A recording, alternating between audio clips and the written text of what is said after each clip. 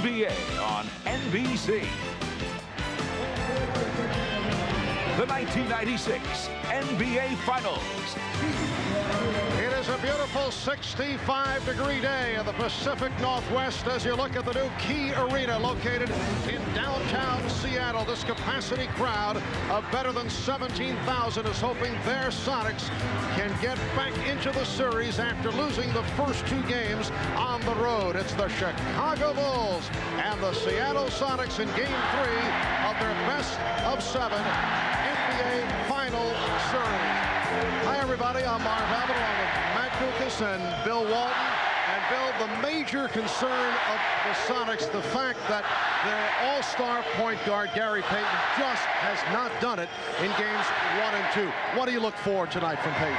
Marv, Seattle's making this just way too complicated, and because of it, Gary Payton has been a non-factor offensively. Late in Game 2, Gary Payton had a terrific look, wide open with the game on the line, and he barely drew iron. The frustration's so very evident. He's their dominant offensive weapon. He carried them through the Western Conference playoffs, but in the finals, he's been virtually non-existent. Now, the strength of Gary Payton is his competitiveness, and the decision not to put Gary, the Defensive Player of the Year, on Michael Jordan has totally taken Payton out of his game. He needs to ride the fans, Marv, their emotional lift, and have a breakout game against Jordan. And, Matt, it's clear in the first two games of this series, the Sonics' major emphasis has been in the direction of Michael Jordan. Seattle's strategy has been to double-team Michael Jordan. Easier said than done. He is too quick and too alert. In the post, Jordan knows help is coming. He feels the double team coming from the top, but escapes with a hard spin to the baseline. No weak side help and no chance. Then with that left Schhrempf on Michael, Hersey Hawkins comes to double. Then Gary Payton makes it a triple team, and all fail to keep him out of the middle. The draw dish to Pippen for one of his 8 assists in Game 2. Now this production would be outstanding for anybody else, but Michael is not satisfied at all. You get the feeling that Michael is due for a monster game before this series is over. Well, they are pumped here in Seattle, ready for Game 3 when we come back. Figures to be a wild scene for the introduction of the starting lineups.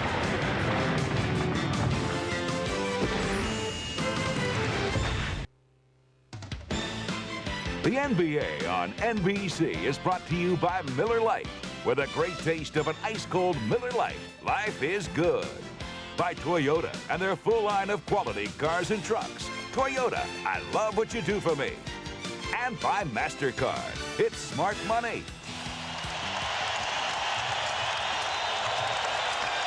We welcome you back to the Key Arena in Seattle.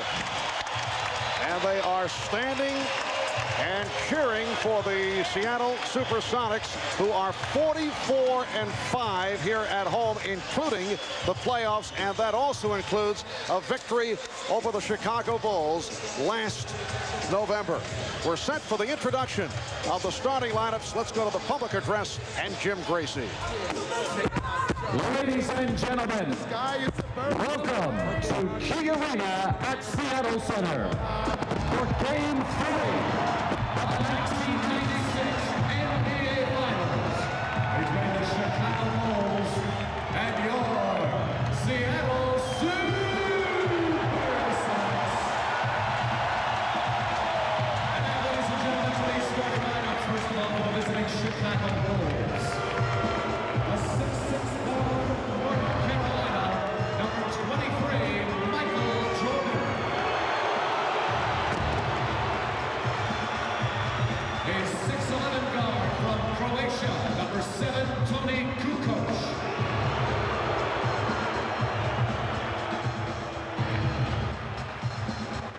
A 7'2" center from New Mexico, number 13, Longley.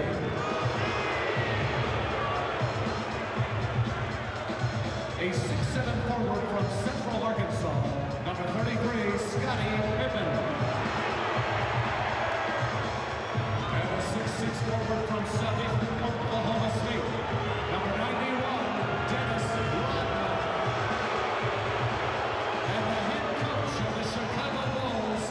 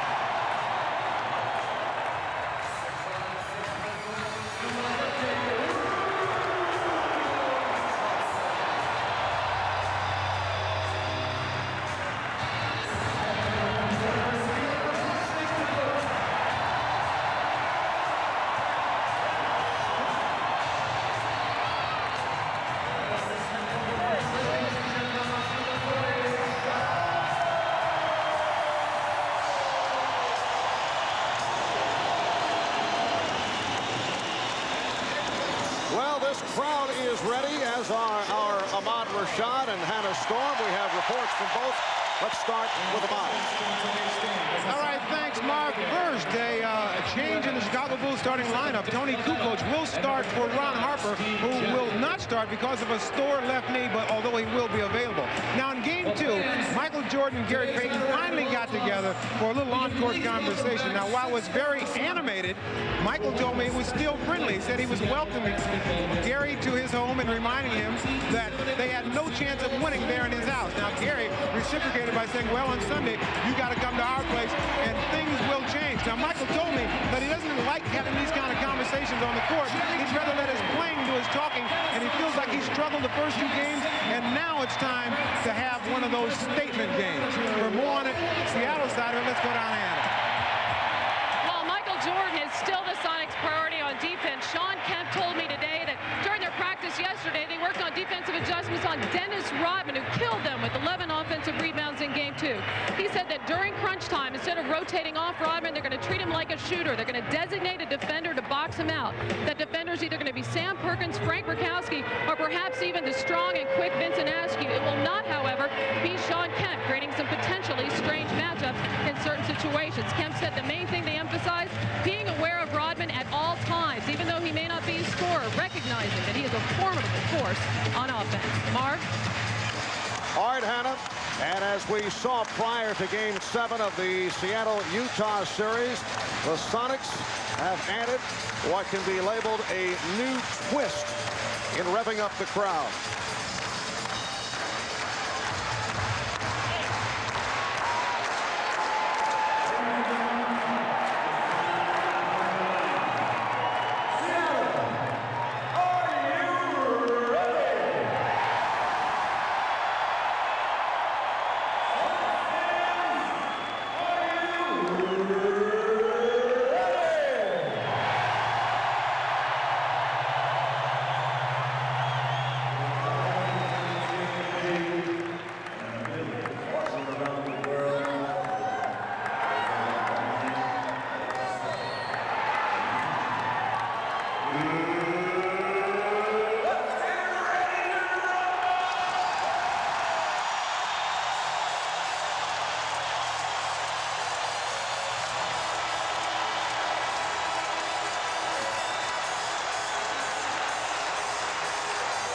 Well, boxing ring announcer Michael Buffer making the trip to Seattle, but you know, he might want to consider switching to the decaf latte. The officials, Dick Bavetta, Steve Javy, and Hugh Evans. A reminder that the Sonics and the Bulls are well aware of. Only 2 teams in the history of the NBA have been able to come back from an 0-2 deficit. Bill's Portland team did it in 1977 over the Philadelphia 76ers. Boston did it in 1969 against the Los Angeles Lakers. Seattle's got to have a great start today to give these fans some hope and keep them cheering. Plus, they have to attack and execute on the offensive end, fight through the fatigue. And the Bulls say they are ready for this emotional onslaught from this crowd. They know the Bulls, that is, cannot ease into this ballgame. Seattle is starting to gain some confidence. It is Ervin Johnson and Luke Longley on the opening tip, and taken by the Bulls. Toni Kukoc in the starting lineup for Ron Harper, as Ahmad mentioned, because of the left knee bothering Harper, but he is expected to see action. Jordan going at Hawkins to the fadeaway. Rodman missed the tip. Longley missed. And Payton came up with the loose ball. So the Sonics to the offense for the first time, and it is Jordan guarding Payton. Schrepp played by Kukoc. Backs him in and feeds to Kemp. Rodman with the rebound. Dennis coming off the 20-rebound performance in Game 2. Longley. Well, Chicago had missed its last 12 shots. That figure dating back to game number 2. And Luke Longley scores for the Bulls. Longley knocked it away. And a foul is called. Luke Longley got off to such a terrific start in game one. A lot of it was because Ervin Johnson was looking to help other people out. Here, a terrific defensive play by Longley to first strip and then hold his position against Shawn Kemp. And a bad pass, so the Sonics give it right back. Shawn Kemp jumping in the air to pass. Cardinal sin in basketball. I don't see what Luke Longley did to deserve that foul. He stood totally still. Here is Kukoc. Well, Michael Jordan had a little chat with Toni Kukoc during the course of game two and felt that he was a bit on the passive side. We recall he was tentative, held back in taking shots. And again, the ball to the Bulls, a traveling violation. And Toni Kukoc took some big shots in the third quarter, and as he did in game number one, helped to turn things around. Pippen able to save that backdoor pass. Here is Jordan for three. The Bulls continue their terrific ball movement, and I like the fact that Michael Jordan is guarding Gary Payton here. He is not going to let Gary Payton get off. Well, Payton does get it off and hit. What are you saying, Bill? Timing. And in your face, Walton. You're next. Bulls 7 and the Sonics 2. The Bulls able to get off to the quick start. Jordan setting up Longley. Yes. Talking to the Bulls prior to tonight's game, they're all concerned about the energy lift that this crowd would provide Seattle. Well, they took care of that with the fast start. Well, Chicago looked sluggish and slow of foot in game two. Much, much quicker here to start game three. Sam Perkins getting set to come on. Early substitution. George Karl not giving anybody a chance to play as Jordan will drain this three. You can just see, as Ahmad was pointing out, the focus, the determination, and the fact that he's guarding Gary Payton. Schrempf got the step. Open shot for Perkins. And it's Rodman with the rebound. George Karl yanks Ervin Johnson, who did nothing right or nothing wrong, but in a couple minutes, what do you expect? And then they give Sam Perkins a shot too early. Here comes Schrempf. Hawkins. And Payton from deep in the corner. Rodman for Jordan. 2-on-1 development. The lead for Kukoc. Stopped by Hawkins. And a jump ball. Good play by Hersey Hawkins. Hugh Evans called a jump ball, but the outside official, Dick Bavetta, has called a foul on Hawkins.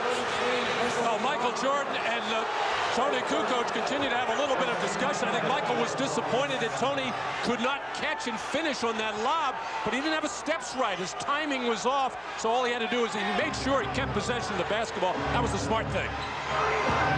Pippen got the step and puts home the putback. It's always funny because a great player. Oh, they're going to call a foul on Rodman in the transition game. Oh, not a foul, excuse me. Now they do indicate a foul call.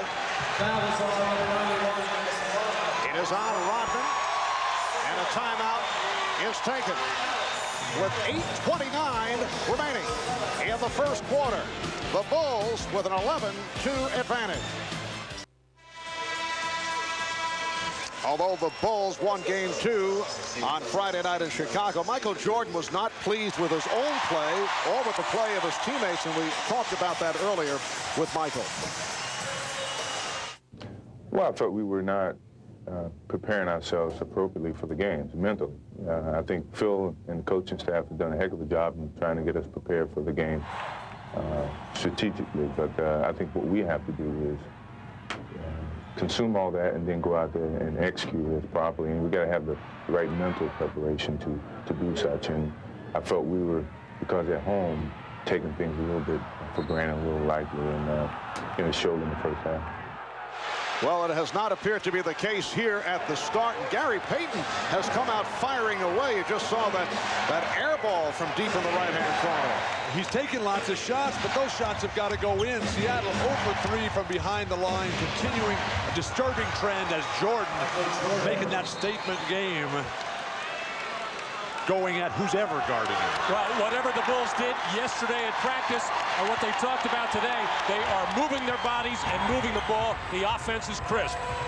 You mentioned the disturbing trend as Kemp is able to get position inside. The disturbing trend from three-point land.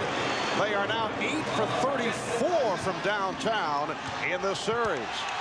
Well, that's been the focus of Chicago's defense throughout the playoffs against every team. They do not want to give open looks to anybody. Toni Kukoc with a beautiful move. He's hit 2 of 3. And the Bulls are up 15-4. Another bad pass. The sloppy play by Seattle continues. Assist to turnover ratio. We talked about it at the Open.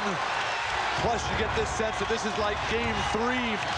Chicago at Orlando, that 20-point victory. Chicago came out and played perfect basketball, particularly from the defensive end. Backdoor lead for Longley, who blew the layup. And here's Kemp.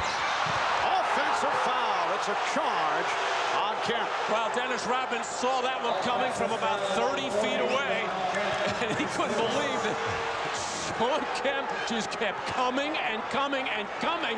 He was standing there waiting forever. The offensive charge. Another turnover. And twice now, Jordan at the offensive end has thrown loud passes, once to Kukoc, once to Longley. I don't know if they work on those in their native Yugoslavia and in Australia. They need more television sets over there. Bill turning very, very cruel here. Well, that's how you learn the game, Marv, is as a kid watching the games. We may see Michael curb those lob passes the rest of the way. Throw them to Scottie and Rodman. Illegal defense was just called for the first time against Seattle. Here's Kukoc for 3.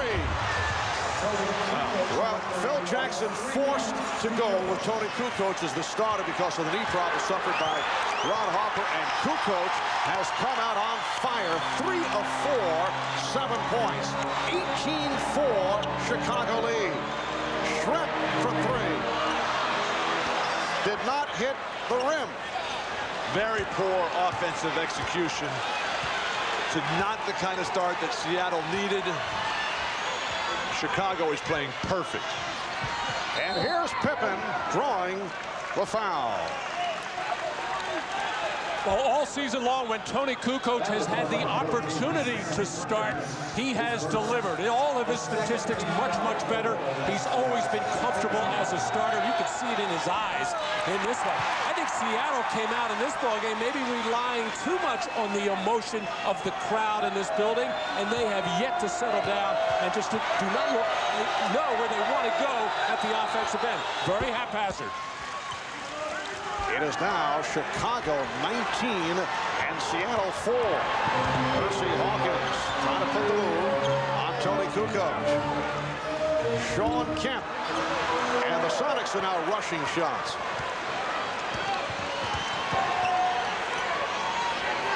Longley with the pick. Oh, beautiful pass. And the Bulls showing their usual superb ball movement. Jordan, the tip by Pippen. What an effort to get to the ball. Marv, Chicago's tipping a lot with great positioning, but they bring those down and just try to go up with them again rather than very difficult tips which aren't falling right now. Well, the crowd wanted a foul. Hersey Hawkins challenging Luke Longley. It will be Seattle ball, 17 on the shot clock. Schrempf. I thought the Sonics had a notion early in this game. They wanted to go at Kukoc with Schrempf. They went a couple of times. Detlef didn't take the shot, but there's a mismatch there. They looked at the tape of the game the other day. Toni Kukoc has trouble guarding anybody. Longley. Try to bank it. Kemp on the rebound. Hawkins, 3-on-1. Payton for Perkins. Nicely done. And that gets the crowd going. The Bulls with a 19-8 lead. Delay of game warning with the Sonics batting the ball away following this. Well, the 3-on-1 set up by Michael Jordan, gambling just over midcourt, going for the steal, and Toni Kukoc had to feel like Custer there. And the Bulls call for time. 4:50 remaining in the first quarter.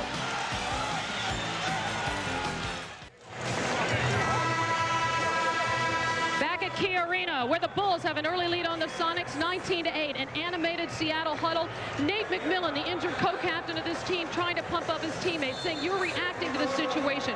You're thinking too much. You've just got to play and let this game come to you. Sam Perkins telling his teammates, we're rushing, we're forcing shots, and we've got to stop doing that. And then George Karl telling them to take care of things on the defensive end and get into the regular rotation. Start it with the defense. Ahmad? All right, Hannah, the story on Ron Harper, he irritated his knee the last couple of days in practice and came out today in the pregame warm-ups, and it was really bothering him, so he wasn't able to start. He's been in the back riding a bicycle, trying to stretch it out, trying to get ready to play. He's back on the bench now and appears that he may be able to play. We'll keep you posted, Marv. All right, thanks, Ahmad. Here's Jordan as we resume. Hacked by Hawkins. Steve Kerr has come on for the first time. Hersey Hawkins picking up the foul, his second. Michael Jordan works that weak side post on the triple post offense so well. He gets the isolation, something that Phil Jackson's trying to get him into quickly. A slap on the wrist. You know that Ron Harper's got to be in a tremendous amount of pain because Harper is one of the toughest guys in this league, Marv. He plays through injuries so many times. It's got to be killing him and Nate McMillan that they can't be out here. And Hawkins sits down, replaced by Vincent Askew. George Karl is looking for a lift from Askew, who has been getting the minutes off the bench in 2 games, but only 1 of 5, and he's turned it over 5 times. Sonics trying to break. Payton got the roll, and it's the Bulls 21-10 over Seattle. The first time in this series that the Sonics have attacked that full court trap after a free throw, and they get a terrific look and finish. The lead for Jordan, and he misses the layup, but Longley is able to convert. What's going on here? A terrific pass by Rodman. They read that backdoor play perfectly. What mental communication. Thing of beauty to watch. Bulls 23, Sonics 10. Schrepp for 3. And last touch by Kemp. Hannah was right on it. Seattle is confused. They're trying to do too much, trying to think too much. Keep it simple, play basic basketball like the Bulls. And you see the rebounding advantage again for Chicago. We are seeing the best spurt of basketball that the Bulls have shown over the first 2 games and a quarter. Here's Longley getting inside. Nice move by Luke Longley, and the Bulls now lead 25-10. It has not been impressive for the Bulls, although they did win the first 2 games. Steve Kerr said the other day the Bulls have actually played only 3.5 good games in the entire playoffs. It's nice that they set such a high standard for themselves. That's one of the reasons they've dominated basketball this year.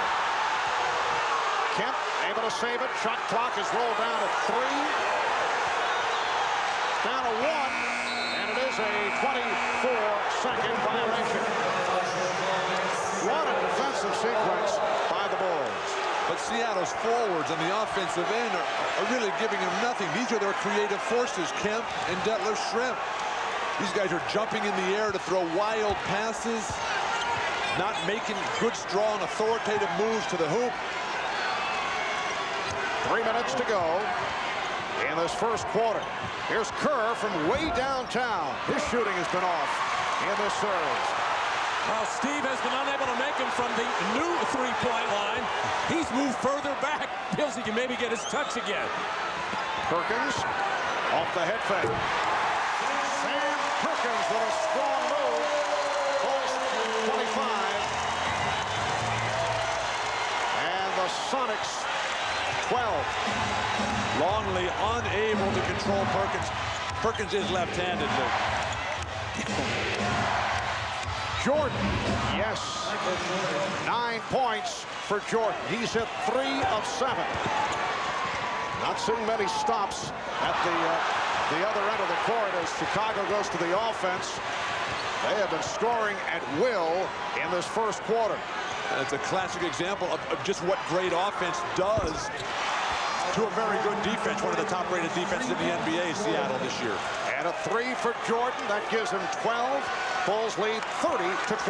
Now the Chicago Bulls respect the defense of Seattle. I think that's why they came out. They knew they would be tough in this building. That's why they have come out. They spaced the floor beautifully and passing the ball and making their cuts to a team. The steal by Jordan leading to the breakaway by Pippen. Oh, the Bulls are just eating up the Sonics in this opening quarter with 1:35 remaining. It's the Bulls 32 and the Sonics 12. 22nd timeout called by Seattle. Michael Jordan hits the three-point shot and then comes right back on the defensive end on the advancement of Seattle's offensive possession. The look-away pass and Scottie off to the races, and you have to wonder if Chicago was just toying with Seattle back in the Windy City.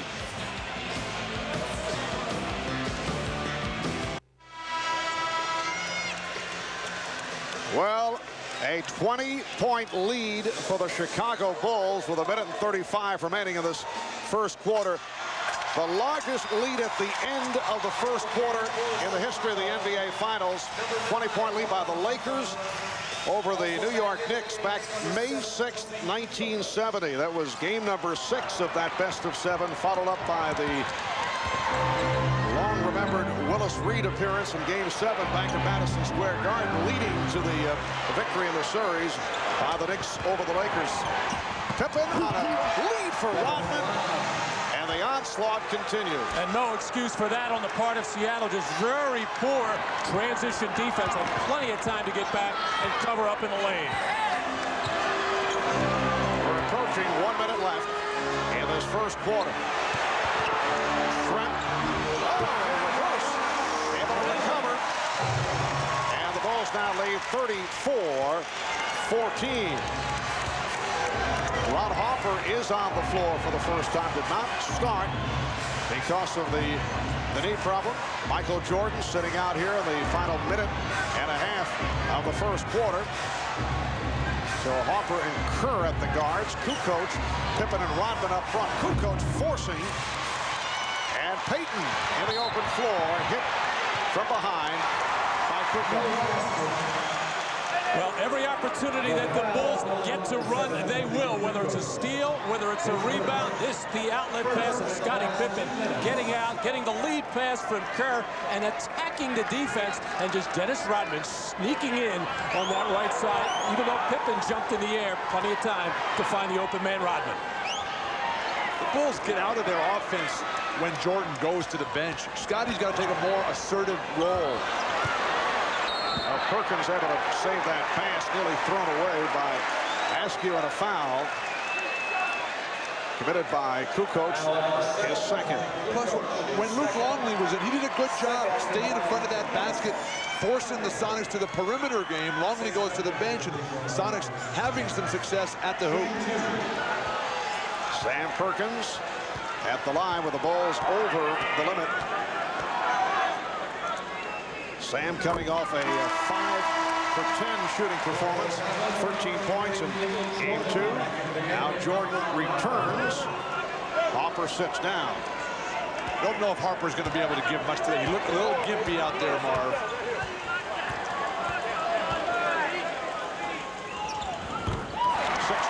Seconds remaining in the quarter.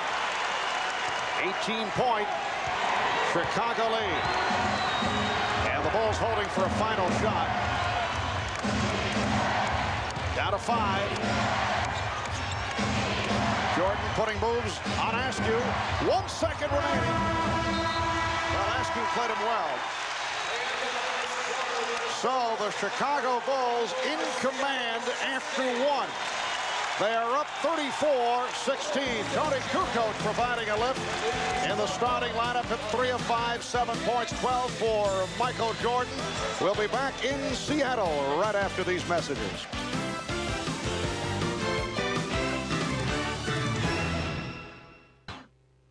This is the NBA on NBC, the 1996 NBA Finals. Well, the Bulls with a 34-16 lead on the Sonics as we head to the second quarter here in Seattle. Eddie Vedder of Pearl Jam on hand. He was at the two games in Chicago, a native of Seattle, although has ties to Dennis Rodman. And there's Kenny G, who did a terrific job with the anthem prior to the game, although Bill Matt was disappointed. He thought Kenny G would sing the anthem. A little confused about it. Kenny is a regular Sonic fan. Played the national anthem the opening night here, but the Sonics are shooting themselves in the foot here. They got 6 turnovers. They're 0 for 6 from behind the line. They've given up 6 offensive rebounds. They're down 18 points. Well, George Karl was telling us on Showtime that he thinks it's mental, not physical. It may be a bit of both here in the first half. Well, the Bulls have brought their A game in that first quarter. Nice move by Payton. And it's now Chicago 34 and Seattle 18. Bill Wennington on the floor for the first time. Jordan with Pippen, Kukoc, Wennington, and Rodman. Shot clock at 6. Jordan got the step, rejected by Kemp. Shawn Kemp came over and made the block. Jordan is very frustrated. Just 2 seconds on the shot clock. He is playing so well. His teammates, Kukoc, not keeping up with Michael Jordan today, and he's frustrated about it. All right, Jordan. Will it count? No. 24-second violation. Well, Dick Bavetta, the trail official, having a look at this, but so difficult to hear. You see the shot clock on the left part of your screen. Very, very close. Michael Jordan, in his inner ear, he felt it was good. But, Bill, you have gotten the matchup that you have wanted so far in this series. Payton and Jordan finally matched up. And that was the first turnover committed by the Bulls. Foul on Wennington. I just don't understand why Seattle waits for game 3 to get it going. Or to get behind by 16. Absolutely. Payton, Askew, Hawkins, Perkins, and Kemp on the floor for George Karl. Here's Payton for 3. They cannot hit the three-point shot. They have missed their last 14 from three-point range. And that one didn't have a chance. It didn't look good at all. Wennington run into by Askew. And right away now, Michael realized that he is being defended by Payton. He is just going to run to the low blocks on either side and try to be the post man in this triangle offense and try to get inside as much as possible. Not that Payton is much smaller, but Jordan's certainly stronger than Gary Payton inside. And you recall they got involved in a heated exchange during the fourth quarter on Friday night. Jordan said it was just conversation. He said he can't get in my head, and I'm pretty sure he's not going to let me get in his head. Jordan said to this point, that is a standoff. Kukoc. Oh, what a move by Jordan, but not able to hit. Just watching Jordan and getting in up close to his face and seeing the defensive effort. Askew with the floor. And the Sonics showing some signs. They are now down by 14. But Jordan's presence just so inspirational. And the crowd very much back into it. Evans calls the foul on Gary Payton. 8-0 run by Seattle. And right away, Michael wanting to take that weak side post position against Payton, and Payton battles hard. This is why he is the defensive player of the year, and really, that was not a foul. That was just good, hard, tough post defense. If that were two big men, they wouldn't have blown the whistle. And the battle continues between Jordan and Payton. Jordan turned it over, picked off by Hawkins, who was blocked by Pippen for the foul on Scottie. Scottie Pippen. And Michael is forcing things a little bit right now. He wants to take it to Gary Payton in every opportunity.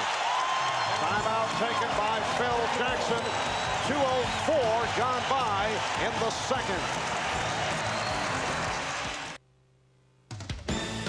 The NBA on NBC is brought to you by Plymouth. One clever idea after another. That's Plymouth. By Microsoft. Where do you want to go today? And by Dr. Pepper and your local Dr. Pepper bottler. Dr. Pepper is just what the doctor ordered. We welcome you back to the Pacific Northwest as you look at Dennis Rodman, who a moment ago was hit with a technical foul for what is termed unsportsmanlike conduct.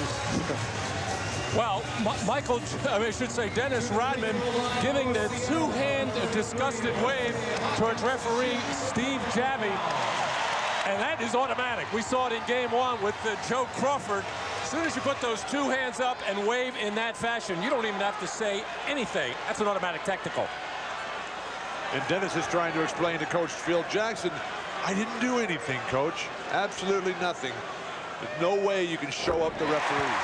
Dennis clearly at fault there. Hersey, Hawkins converting on the technical. Once again, Dennis Rodman called for an early technical foul.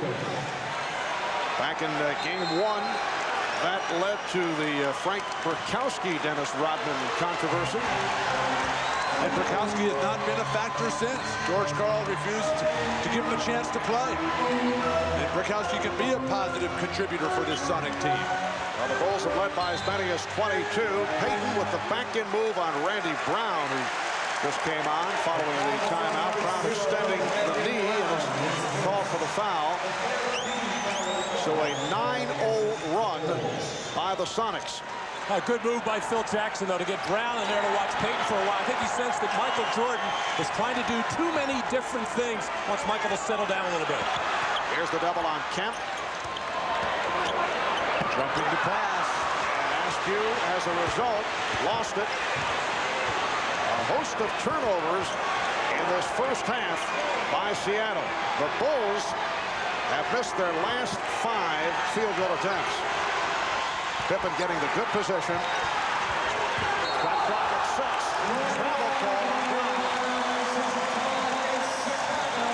Scottie Pippen was hammered inside. The non-call led to the scramble play in the perimeter and the confusion for the Bulls.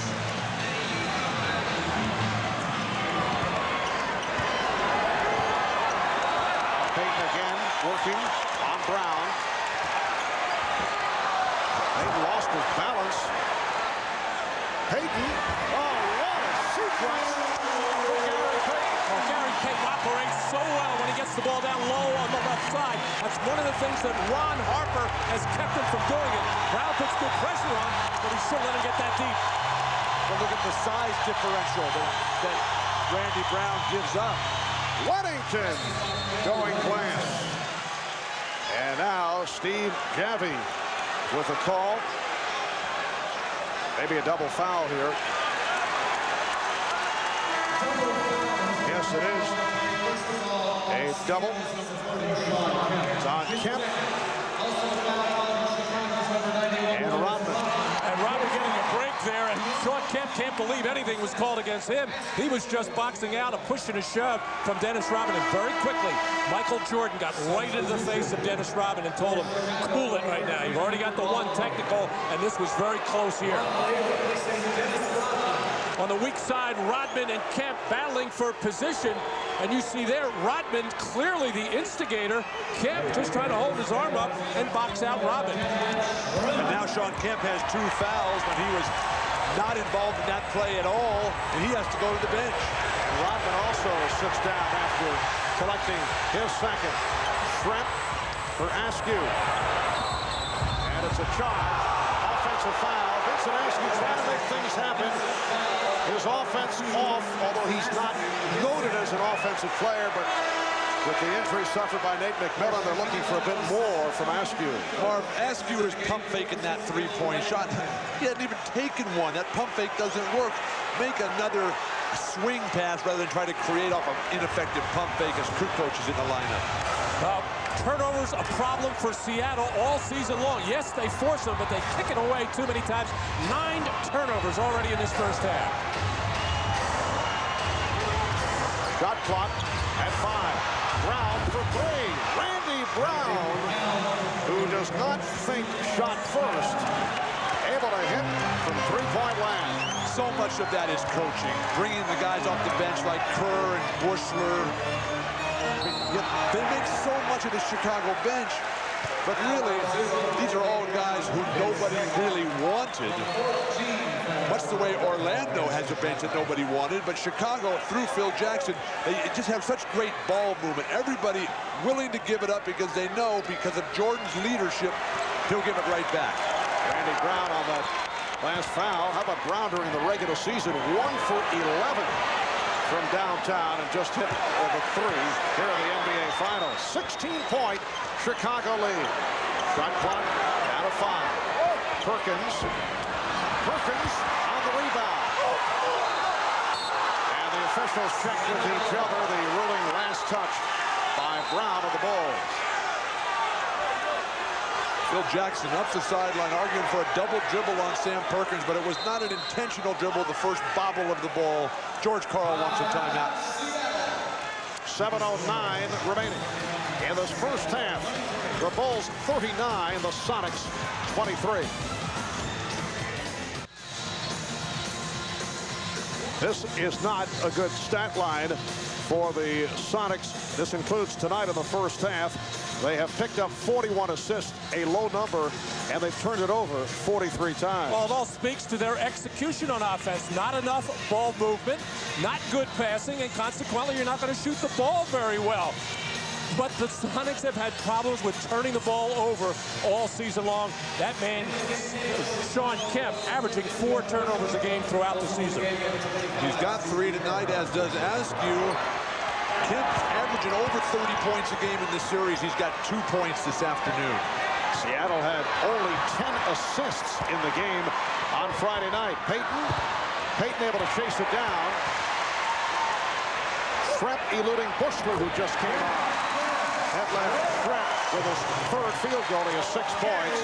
And the Bulls now lead 39-25. Chicago is led by as many as 22. They came storming out to quiet this crowd. The crowd getting back into it with the good play by the Sonics, who were able to run off 9 straight points. Kukoc will go to the line as he was hit. This is just another example of what I would call careless defense. Yes, it's the way Seattle plays, but let's watch Detief Schrempf first. Having to shake off the challenge shot there. Got a good look at the basket, as Detief Schrempf is going to have to do a lot more of that. But at the other end, ball goes inside to Longley, and Gary Payton just gambles and comes over and double teams, and then leaves his other defenders out of sorts underneath the basket. You just can't do that. Matt, Chicago is the best offensive team in basketball this year by the numbers, but they stick with their patterns. You always sense, well, we know this is coming because they're going to post up a guy, they're going to flash off. Seattle is too much of a scramble. Off the pressure defense, a foul on Buechler. Bulls over the foul limit. 6.5 minutes remaining in this first half. You see Frank Brickowski getting set to check in. Dennis Rodman has been sitting it out, as has Shawn Kemp after they picked up the double foul. Kemp is now back on the floor. Shawn Kemp very quiet in this first half. 1 of 3 from the field. So Brickowski checks in, and here's his good friend Dennis Rodman getting set to return. Now the courage of Phil Jackson right now. With Dennis Rodman already 1 technical, a couple of personal fouls. A volatile situation could develop, but I think Phil trying to show Dennis that he trusts him.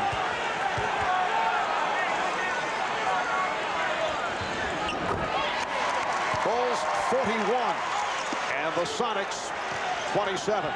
Coaches have to show trust in their players. That's why Phil Jackson is the coach of the year and the best coach in the NBA today. Bill, are you on the take here? Not that I would disagree with that, but you and pushing Phil right. Look what he does with this team. I mean, Luke Longley, nobody wanted him. Steve Kerr, nobody wanted here. Randy Brown, Buechler. He's taken all these guys. They learn from Jordan. They learn from Pippen. And they get an unbelievable team here that thinks basketball as a unit. Oh, I'm not disputing it, but I think this is about the 5th time it's been mentioned. And I wouldn't say that nobody wanted the players that you mentioned. It's just that they found their niche with this particular ball club. Luke Longley with a nice move as Rodman and Brickowski became entangled. Luke Longley with a terrific start. 5 of 8 from the field. 10 points. Bulls lead by 16. Schrepp for 3. And Rodman with the rebound. So the Sonics 0 for the last 15 from three-point range. Jordan got caught. Oh, Michael Jordan with a couple of miscues here in the first half. Oh, a nice pass from Payton. That left Schrempf with 10. And Chicago's lead is now 14.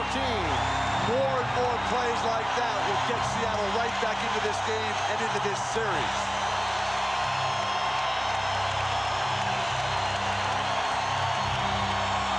Kerr, yes.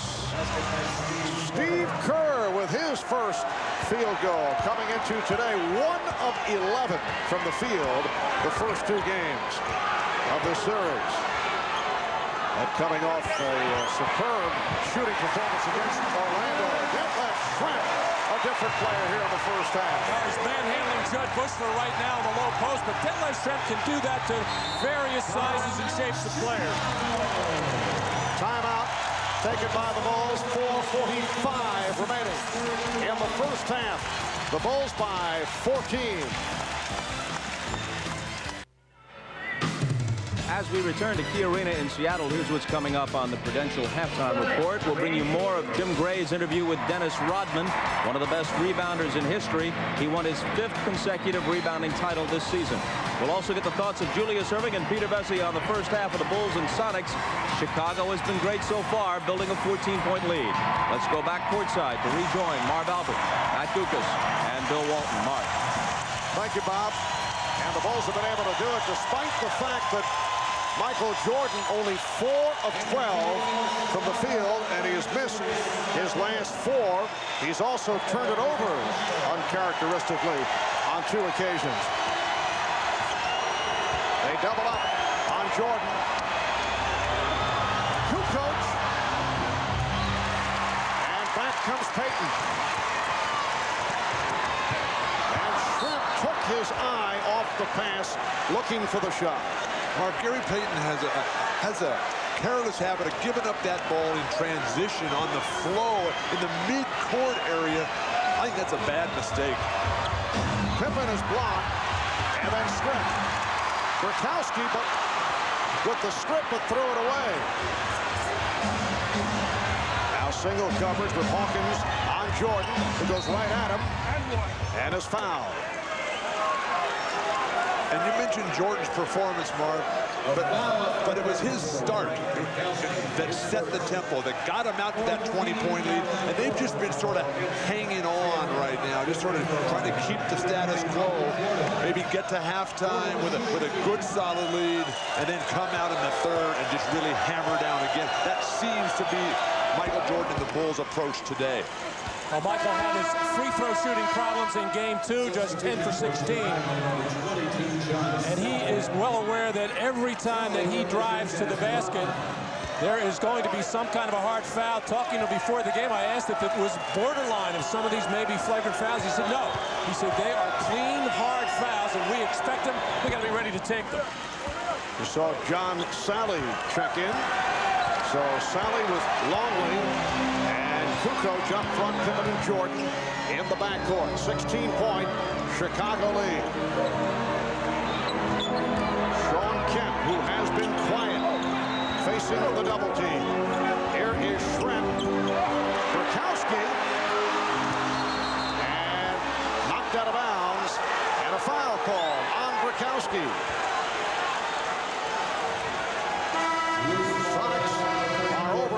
Brickowski commits his second personal. A wild offensive sequence for Seattle where they're really just throwing it up there. They need to get better shots.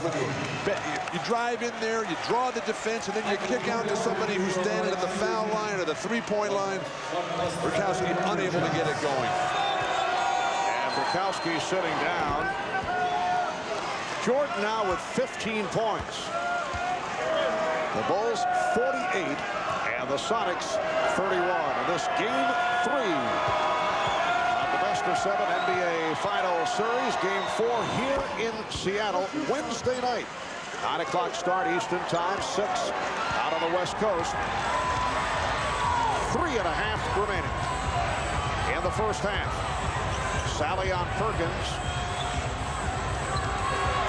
Kemp around Longley and fouled by Longley. Well, Shawn Kemp is so confident when he goes in a one-on-one situation against Luke Longley, whether it's close to the basket, whether it's on the perimeter. He knows he can put the ball on the deck and get in there and create some contact from Luke Longley, and that was just a careless foul by Luke as he reached in.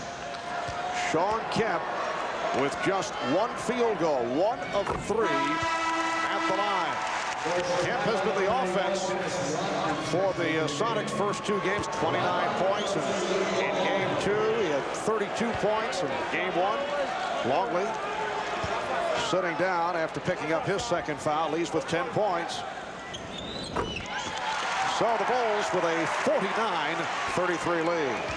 Marv, Rodman's been in and out of the lineup so much tonight, almost like on a yo-yo there. Impossible for him to get a rhythm for the ball on the boards. Kukoc able to save it. Pippen resets. Shot clock down to 4. And it will be Seattle back in possession. Well, if you're George Karl, you're just hoping in these last 3 minutes that you can close this gap, get us around 10 or 12, so you have something positive to talk about during halftime.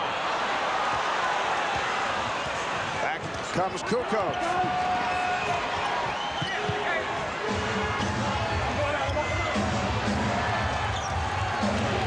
Again, it's Payton on Jordan. Salley, played by Kemp. Jordan. Yes, nicely done on the setup from Kukoc.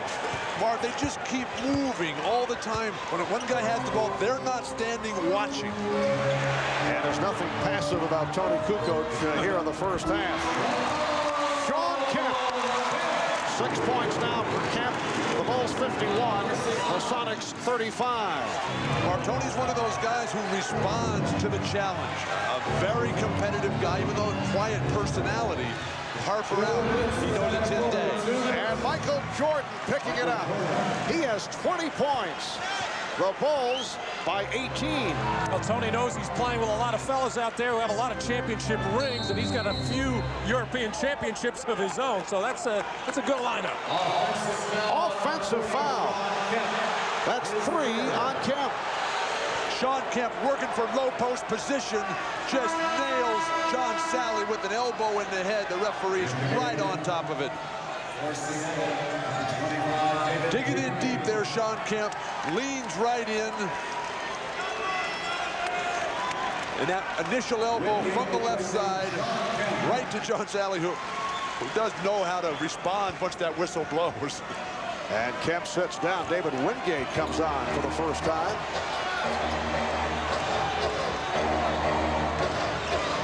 Jordan being guarded by Wingate. Shoots over him. Yes. Oh, Michael is on fire now. 23 for Jordan.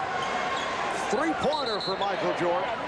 And it is now a 21-point lead for the Bulls. They have led by as many as 22. Foul was called on Salley. It wasn't too long ago we were saying Michael Jordan, maybe he's trying to do a little too much. Well, hey, he's doing it. Inside, outside, everywhere, as he is really feeling it right now like nobody can cover him. When we were talking to him before the game today, you could just feel that intensity just coming out, oozing out, if you will. This is a very special person. But of most significance, Michael telling us that he would like to play golf tomorrow, and the only way he could do it under his terms would be if Bulls win today and Phil Jackson gives the club the day off from practice. And we said that might be your greatest motivation, and he did not disagree. Well, even if they don't have any time off from practice, the sun stays up so long in this town. 9:15 last night. It was still shining. Matt looking out the window with the watch in his hand. I wrote it in my diary. That must live in the southern hemisphere. Bulls with a 56-37 lead. Jordan. Yes. Michael Jordan with 25. He is now 8 for 16. And the Bulls lead 58-37. Marv, it all comes down to style for the Bulls right now. Everything coming off, passing. The few occasions it does break down a little bit, Jordan always there to bail them out. Foul is called. Salley took down Perkins.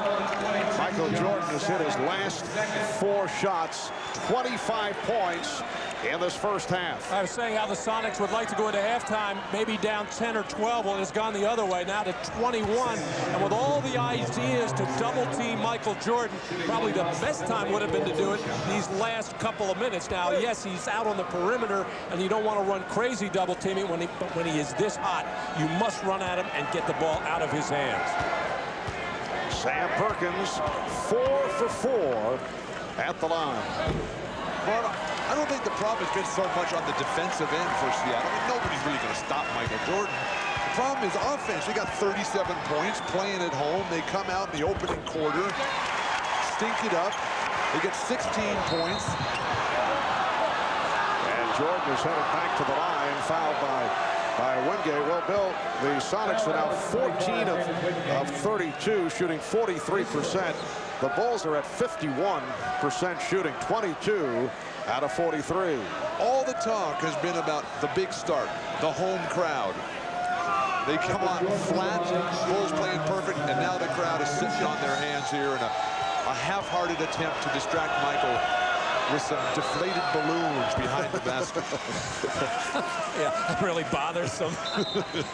A 20-second timeout has been called by Those 12 turnovers by Seattle, many of them forced by the Chicago Bulls defense, something they do very, very well. Some of those turnovers of the careless variety.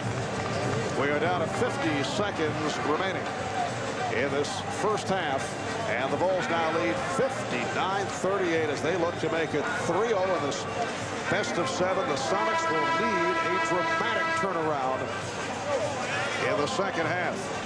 Michael Jordan with 26 points. He has hit on 8 of 16 from the field. He has converted his last 4 shots. Incidentally, the record for the NBA Finals most points in a finals half, 35, which is held by, yes, Michael Jordan. Game 1 against Portland in 92. Another look at the move by Jordan a moment ago that led to the foul called on Wingate. Well, David Wingate and Michael have had their confrontation so far in the 2.5 games of this series. That was just a fly pattern after the made free throw, but David Wingate maybe has some long fingernails there. He got the neck and chin of Michael, the side of the arm. Michael was checking all over the place to see where he was cut on this play. Michael would have been a pretty darn good wide receiver. It's the Bulls 60, the Sonics 38. Matt, don't encourage him. The last guy that did that, he went and played baseball for a while. Perkins, met by Salley. The lead pass for Schreck waved off for an illegal defense call. On Judd Buechler, who was on the weak side, trying to help out as that double team came about. He was just in no man's land, trying to zone up and protect, and got caught. That was the first illegal defense against Chicago. Seattle was hit with one earlier. Now a half-minute left in this opening half. Payton wanted to use the pick, but Perkins was moving with him. Here's Wingate. Rebounded by Pippen. And the Bulls will hold for a final shot of this first half as we come up on 10 seconds to go. Here's Pippen. Yes, and it counts. Well, a symbolic finisher to a first half that has been just splendid for the Chicago Bulls. It has been a clinic for Chicago. Every aspect. Jordan, Pippen, the big guys are playing their game. Dennis Rodman celebrating. And one, he said. And refereeing. Yes. Something different. Well, they did miss a free throw. Final seconds of the half, biggest lead of the night, enjoyed by Chicago. Buechler with the steal. A 24-point lead for the Bulls, who are seeking to go 3 up in this best of 7.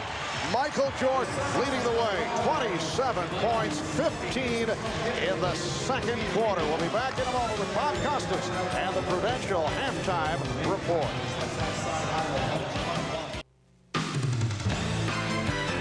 This is the Prudential Halftime Report, brought to you by Prudential. Live well, make a flag, be your own rock. Halftime of Game 3 at Key Arena with the Bulls leading the Sonics 62-38. Chicago led by 22 late in the first quarter. Seattle rallied, cut it in half, got to within 11, but now at the half they're down by 24. And Michael Jordan, who scored 28 in Game 1 and 29 in Game 2, already has 27 in this first half. Bob Costas back along with Dr. J and Peter Vesey, and we'll talk about the first half in our next segment. But first, to Dennis Rodman once again. He had a quiet first half on the backboards, grabbing 5 rebounds, and he scored just 2 points. He also picked up a technical foul in the second quarter for unsportsmanlike conduct, but he was the key figure in Game 2 with 20 rebounds. And after that game, he spoke with Jim Gray.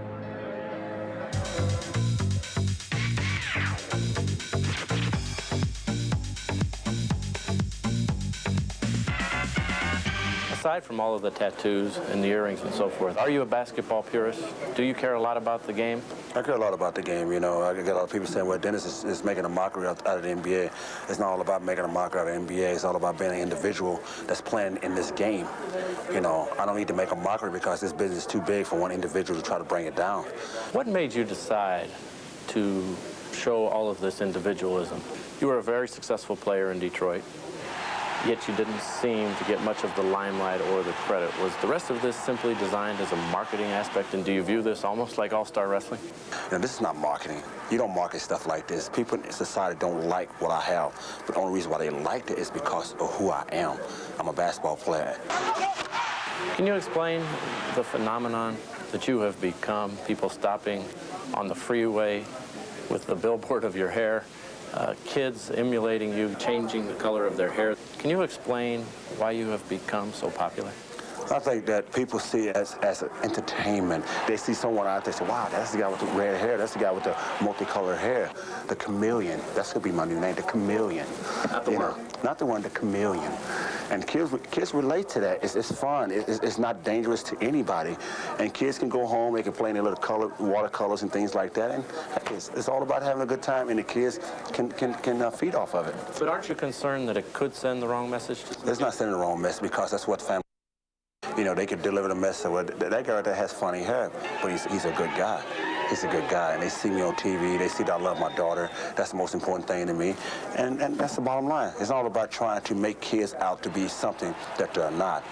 Would you want kids to emulate you? I just want them to enjoy me, to feel the emotion, to feel the excitement, the thrill, and the agony, what I go through in a game. And I think they feel that because I reach out to the people.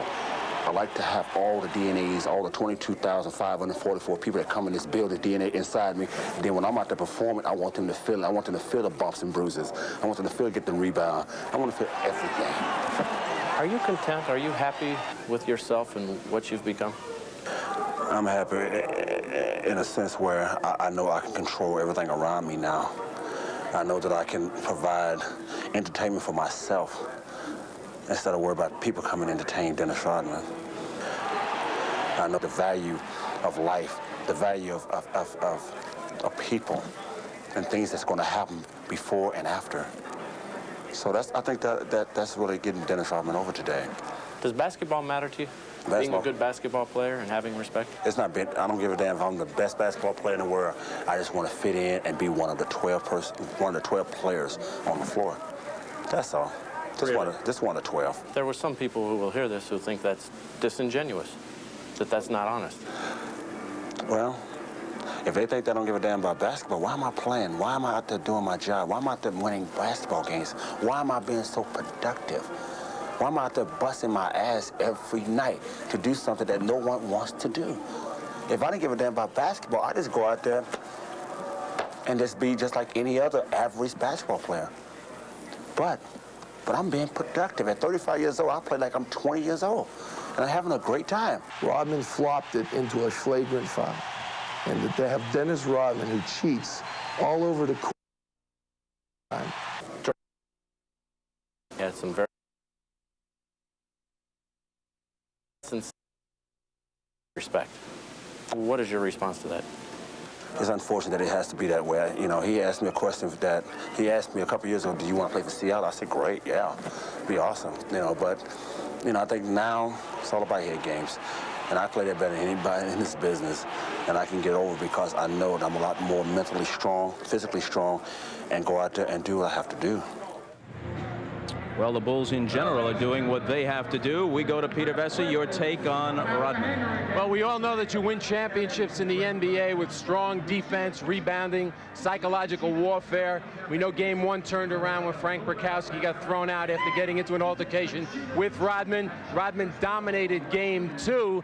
And we know that in the history of this game, the only guys that have been able to dominate a game or a series without scoring a point are Magic Johnson, Bill Russell, and Dennis Rodman. I'm not saying Rodman's confident or overconfident, but he's already measured his navel for a ring.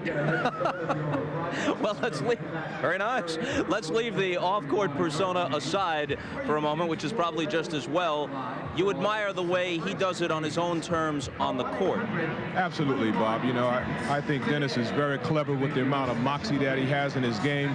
He psychologically and physically neutralizes his opponents. I think he's been able to silence his critics, his detractors, and all of the skeptics. And when you add the fact that he has so much athleticism and talent, you know, this guy is just a complete package that night in and night out on the court, you have to have respect for him. Okay, when we come back, we'll talk about the first half of the Bulls and Sonics. Try to think of enough superlatives. Chicago up by 24, but first a message from Prudential and a word from the NBA.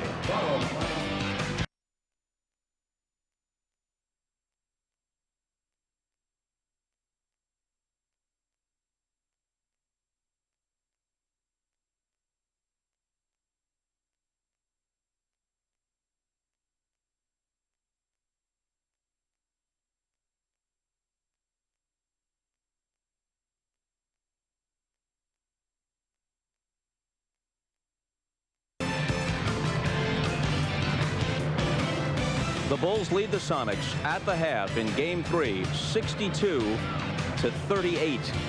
Pick a highlight.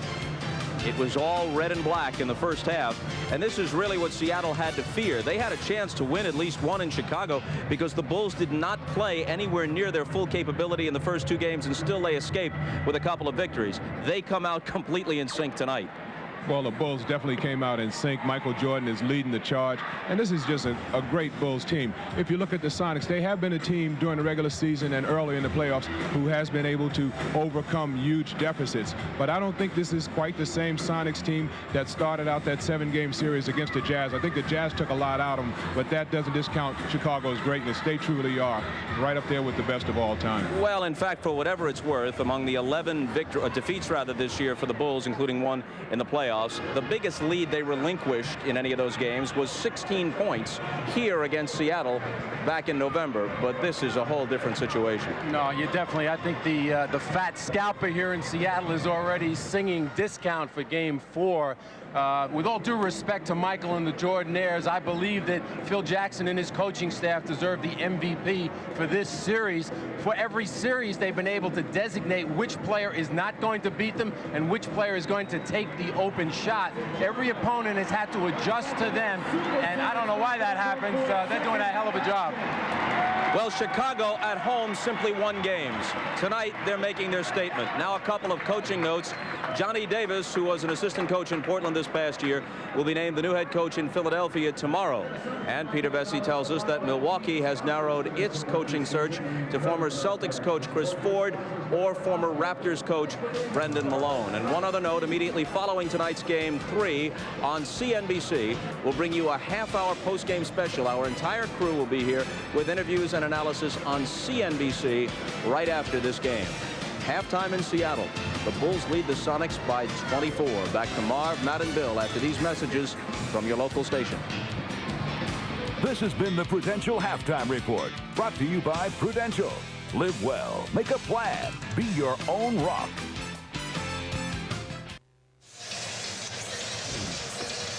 Back in Seattle, the Bulls with a 24-point lead over the Seattle Sonics. Let's check in with Hannah Storm, who is with Sonic coach George Karl. Hannah? George, what do you think happened to your team in the first half, and what do you tell them here at halftime? Well, I think right now we just got to play and get back to trying to play with some confidence. You know, we broke apart. We got hit with a great defensive effort early, and then Michael Jordan's great performance. I mean, they played a great half on us, but we got to play back and just compete and get back to getting some confidence in the game. Are they confident right now, or are they destroyed? I mean, do you think they have enough left to get back in this game? Well, this team's always fought all year and has a lot of pride. I think you're going to see us fight. Okay, good luck in the second half, Coach. Mark? All right, thank you, Hannah. Matt, if you're in the Chicago locker room, where I know you would prefer to be at this point, what does Phil Jackson tell his club? Well, he's going to be serious with his team. He's going to say, we can't relax. We can't be complacent. We got this lead because we respected this Seattle ball club. We executed well. We defended well. All right, Bill, what can Seattle do here in the second half? Oh, gee, thanks a lot, Mark, for that opportunity. They have to play for pride right now and try to keep together all the good things that Seattle has done this year. It's been a great year, but not a good first half at all. They're in a lot of trouble. All right, a look at the Miller Lite halftime statistics, and you can see why Seattle is in trouble. Chicago, 23 of 44, 52% from the field. Seattle at 14 of 33, and Michael Jordan with 27 on 8 of 16 shooting.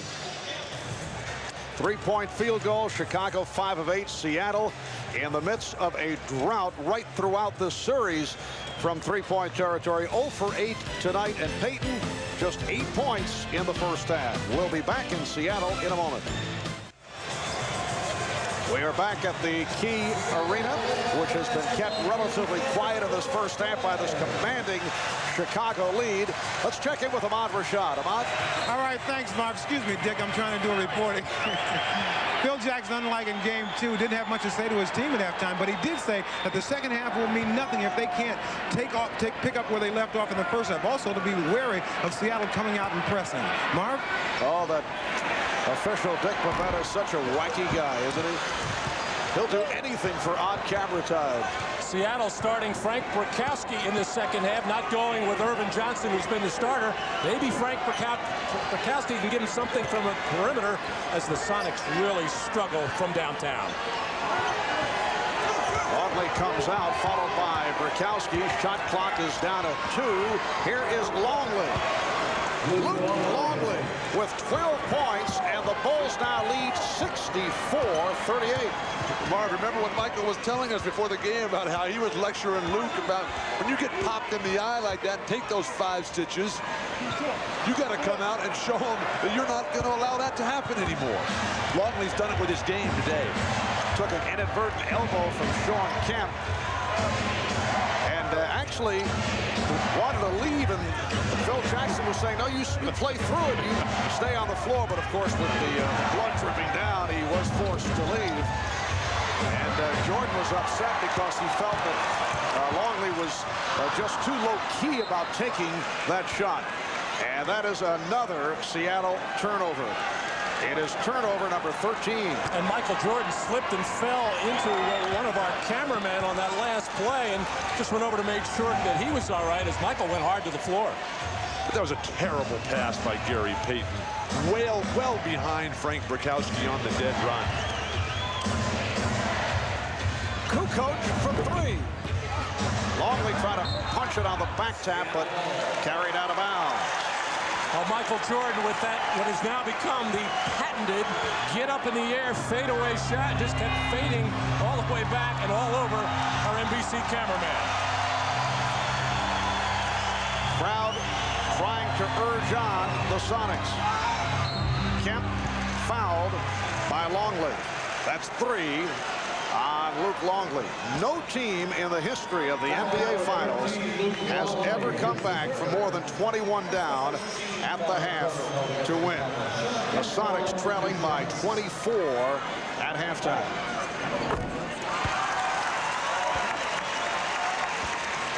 That's the biggest comeback victory in the history of the finals. Baltimore beat Philadelphia back in April of 1948, coming back from a 21-point deficit. Bulls now lead 64-40. Sorry, I don't have anything more to give you on that Baltimore-Philly game in 48, Marv. Well, I know Matt can fill us in on that one. Freddie Scolari in the backcourt for the Baltimore Bullets. I knew that. Did you coach him, too? Very good. Good defense by the Sonics. Pippen. And it's a 24-second violation. The basket will not count. Pippen just tossed it up looking to hit the rim, and Rodman trying to save it. And now there's a discussion. Rodman is applauding the call. Perhaps they are changing the call. Steve Javie, Hugh Evans, Dick Bavetta talking about whether that should be a 24-second violation. If not, the basket would count.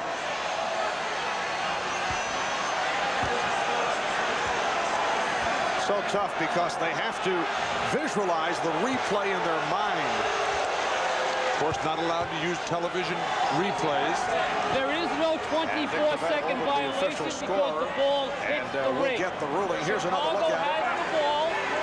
The whistle blows and inadvertently. Yes, it did graze the rim. So the basket does not count, but they'll see how they reset the clock. They'll put some time back up. Well, they'd have to give him a full 24 because the ball did hit the rim. And a good ruling by the officials as the shot clock sounded and the whistle blew, just everybody basically stopped other than the alert Dennis Rodman. And there again was Shawn Kemp unable to keep Dennis Rodman off the board. Hannah was talking about that's what they did all day yesterday in practice. Interesting how they wait until before game 3 to realize you have to block Dennis Rodman off.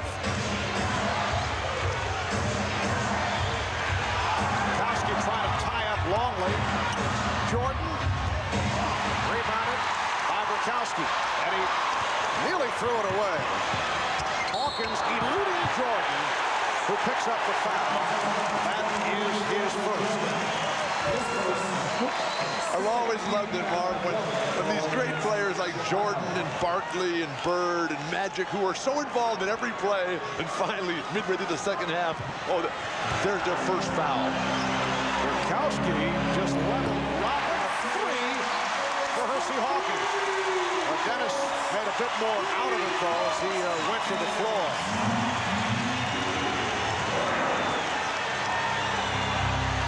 3 minutes gone by in the third quarter.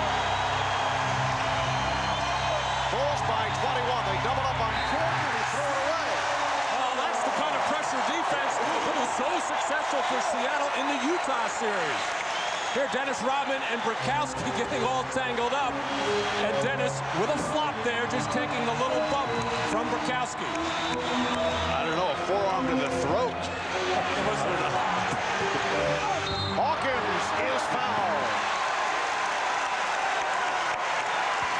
Chicago has to be careful because Seattle has come out as the aggressors in this half. That'll get the crowd back into it. And once that crowd gets going, it is impossible to get them back in their seats. Chicago, not really a single good play in the opening 3.5 minutes of the third. Foul on Pippen. Hersey Hawkins this evening. That is only his 5th point. Here's Steve Kerr replacing Toni Kukoc.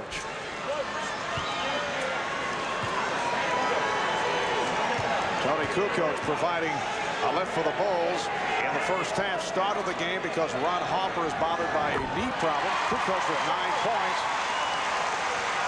So the Bulls now lead 64-45, pressure by the Sonics, and Longley is able to bring it across. One of the reasons for Kerr is that he is expert against the trapping, pressing defenses that Seattle's going to throw on the rest of this game. Longley. And Jordan able to keep it alive at 24 for the Bulls. Jordan fouled. Brickowski with the reps on Michael Jordan. Brickowski involved, picking up his third personal. And Brickowski and Rodman having some extracurricular talk there. Michael Jordan once again quickly getting over to Rodman and pulling him away. Well, the crowd here in Seattle very much back into it, with the Sonics chipping away but still trailing by 19. Travel called on Longley. Well, you can also tell from the talk of George Karl in that halftime saying, hey guys, we got to let it all go right here. Frank, Brickowski, if you can get somebody involved, do it. Shawn, Kemp, you have to start getting physically involved in this ball game. 7-0 run by the Sonics. Bulls have led by as many as 26. Schrempf. Rebounded by Longley. Crowd wanted a traveling violation on Longley. Well, that's the kind of offensive play that's typified Seattle all day. Trying to beat a guy, a great defensive player, one-on-one, going to your left with a fadeaway jumper. And here's a fadeaway jumper by Rodman.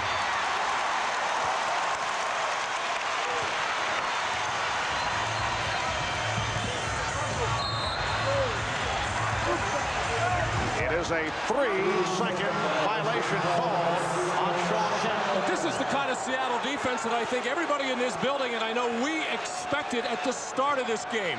Very physical, very grabby, clutchy, and just get into the chest and into the face of the Chicago Bulls.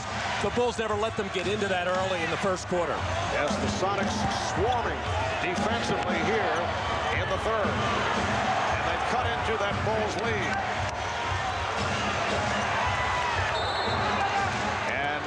Again a whistle, 3-second goal against Chicago. And the call by Steve Jabby over on the weak side probably could have called something else there as Rodman and Brickowski get all tangled up.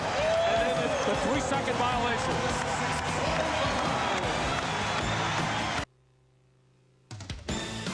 The NBA on NBC is brought to you by Bud Light, official sponsor of the 1996 Olympic Summer Games. Make it a Bud Light.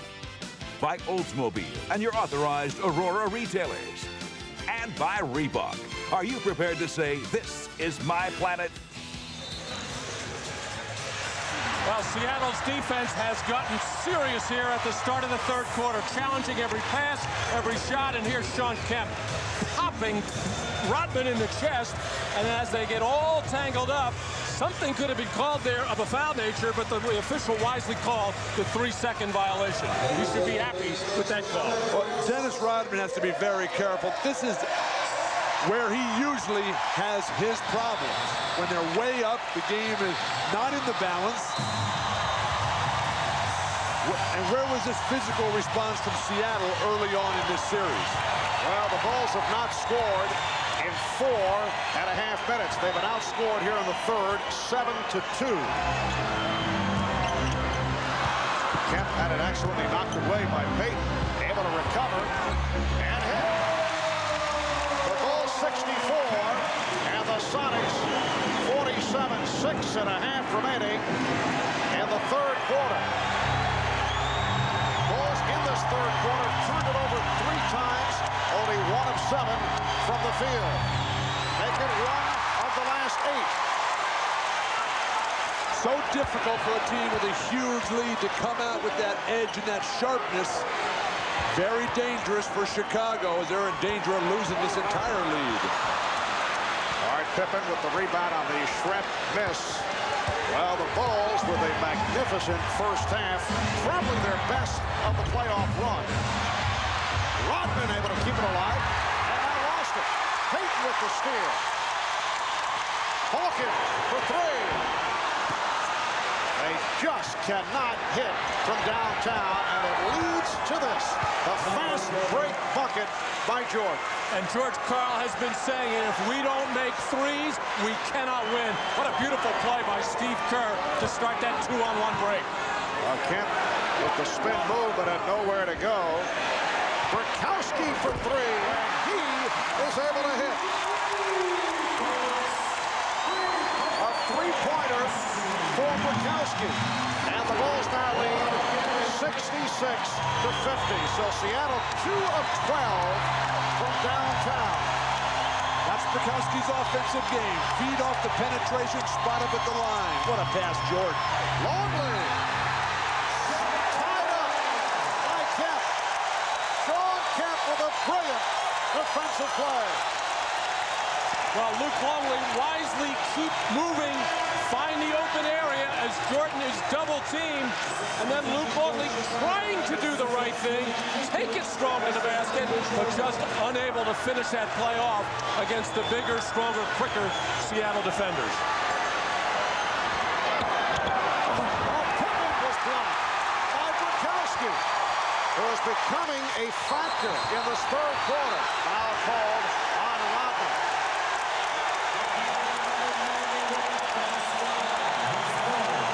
That's three on Rodman, and the Bulls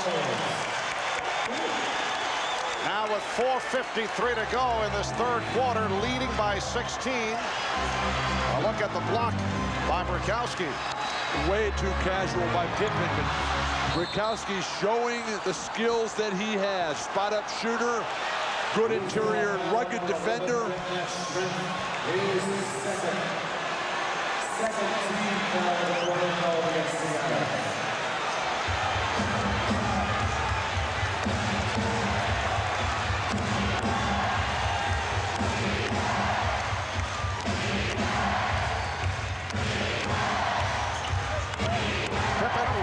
To Brickowski. Nice ball movement. Kukoc off the mark on a three-point attempt. Here comes Payton. He was looking for help and then was hit by Kerr. For the Bulls, their 5th team foul. Chicago has done nothing in this third quarter. They've come out, they've scored a total of 4 points. They're all standing around thinking that it's over. Now Seattle is just surging, roaring. The crowd is behind them. This is when they play their best, when their backs are against the wall, as they certainly are. Well, Toni Kukoc took that last jump shot deep in the left corner, felt he was hit on the wrist and arm, and then turned to the official begging for the call. If he had alertly followed his own miss, he would have probably got the rebound, and all of his teammates remind him, don't worry about non-calls, keep playing. The Sonics have outscored the Bulls 14-4 in the third. It's down to a 14-point lead. Kemp knocked it out of bounds. Nice catch by Cindy Crawford in the front row. And there's Cindy getting herself involved in the game. Wearing the Dennis Rodman hat. Timeout has been called with 4:18 remaining in the third. The Bulls only 2 of 13 from the field in this third quarter. Well, the NBA and NBC Sports have teamed up and created the official website for the NBA Finals at finals.com. Game previews, player bios, video highlights, the latest news on the Bulls and the Sonics. Plus, during our NBC broadcast of the Finals, fans around the globe can interact with our very own cybercaster, Steve Snapper Jones, busy at work, as you can see. He'll be online with commentary and answering fan questions during the course of the game. Check out the official website of the NBA and NBC Sports at finals.com. 4:15 remaining in this third quarter, and the Bulls now appear to be the team that is rattled. They throw it away. giving the Sonics another opportunity. A Chicago Bulls team that has gone 2 of 13 from the field. They've been outscored 14-4 here in the third, which has usually been their quarter. That's the case in games 1 and 2.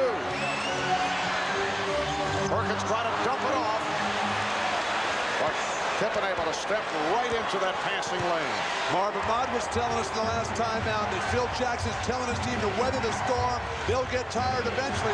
The problem with that strategy is that these fans won't let them get tired. Ouch, what a wild and horrible shot.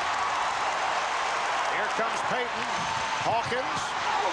And he draws the foul. He was blocked. Foul on Steve Kerr. So the Bulls have scored only 4 points in this third quarter. It's unbelievable with 3:33 remaining in the quarter. Fewest points in a quarter in the NBA Finals, 11. New York Knicks against the Los Angeles Lakers, April 30th, 1972. Well, the Bulls just have not done enough with their defense to create some fast break opportunities. And then when they have to walk the ball into the front court and try to run their triangle offense, the pressure defense of Seattle has just totally taken them out of the rhythm. Hersey Hawkins, 4 for 4. 8 points for Hawkins. David Wingate with a cameo coming on for Detief Schrempf. And again, the crowd wild here at Key Arena. Kerr for 3. Bulls 68. The Sonics 54. Perfect execution of the set offense. Take the ball to one side, double down on the other for Steve Kerr. Kemp able to get inside. Shawn Kemp got off to the slow start. He has now become a factor. He has 12 points. And Marv, it's a very tough matchup. Kukoc trying to keep Kemp away from the basket. He can only hope to get it back on the offensive end. Chain of defense. Shot clock at 7. Pippen. Oh, beautiful move with a head fake on Hersey Hawkins. And Phil Jackson and the Chicago bench are wondering why Steve Kerr was not credited with a 3-point shot. Apparently they did wave it off. Called it a 2. Here's Wingate for 3. David Wingate from downtown. And the Bulls lead 71-59. Michael Jordan's got to get more assertive. He's got to start calling for that ball, waving his teammates away so he can get to the hoop. Shot clock at 6. Pippen. Here come the Sonics. Just under 2 minutes to go in the third.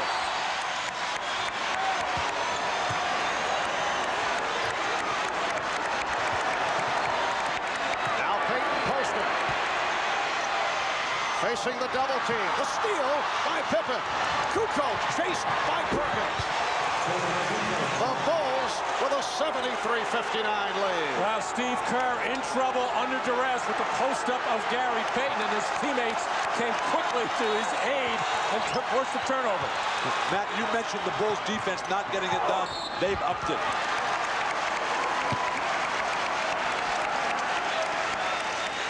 In that low post, Gary Payton, who has tortured all the short guards in the Western Conference, realized he's got Kerr, but the double team just leads to easy fast breaks. Foul committed by Wennington. And again, Hawkins, one of the NBA's better free throw shooters. At the line, he's 5 for 5 here tonight. 8 points for Hersey, 7 of the 8 in this comebacking third quarter. Now, when Gary Payton gets in that position with a guy like Steve Kerr, he's got to anticipate double team, and that's where he's got to find his three-point shooters. The only 2 on the floor right now are Hersey Hawkins and Sam Perkins, but they have to be spotted up and spaced correctly. A Chicago lead once 24 is now 12. I'm surprised Phil Jackson hasn't come back with Dennis Rodman. Maybe he was upset with the fact that Rodman was losing his cool and concentration with the big lead. And the outside official, Steve Javie, calling it on Hawkins. Non-shooting foul for the Bulls, their first team foul the last 2 minutes. I think Phil just does want to weather this storm now and make sure that he has fresh troops for the final 8 minutes of this ball game.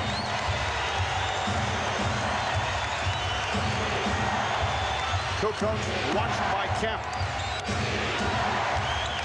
Wingate is on Jordan.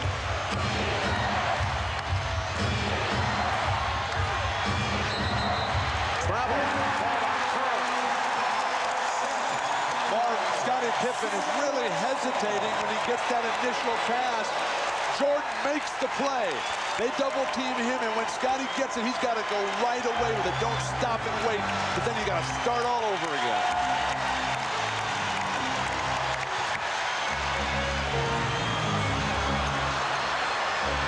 Down to 40 seconds remaining in the third. Hawkins got the step. Wingate. Call for travel.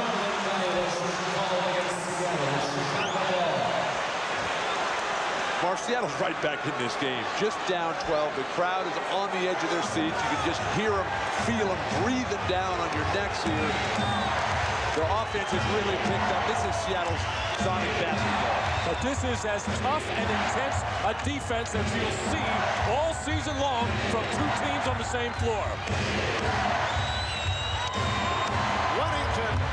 Bill Wennington with a second field goal.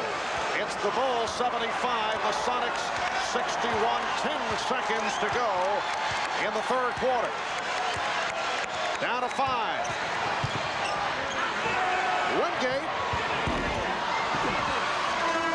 And that is it for the third quarter. Seattle outscored Chicago 23-13 to get back into it.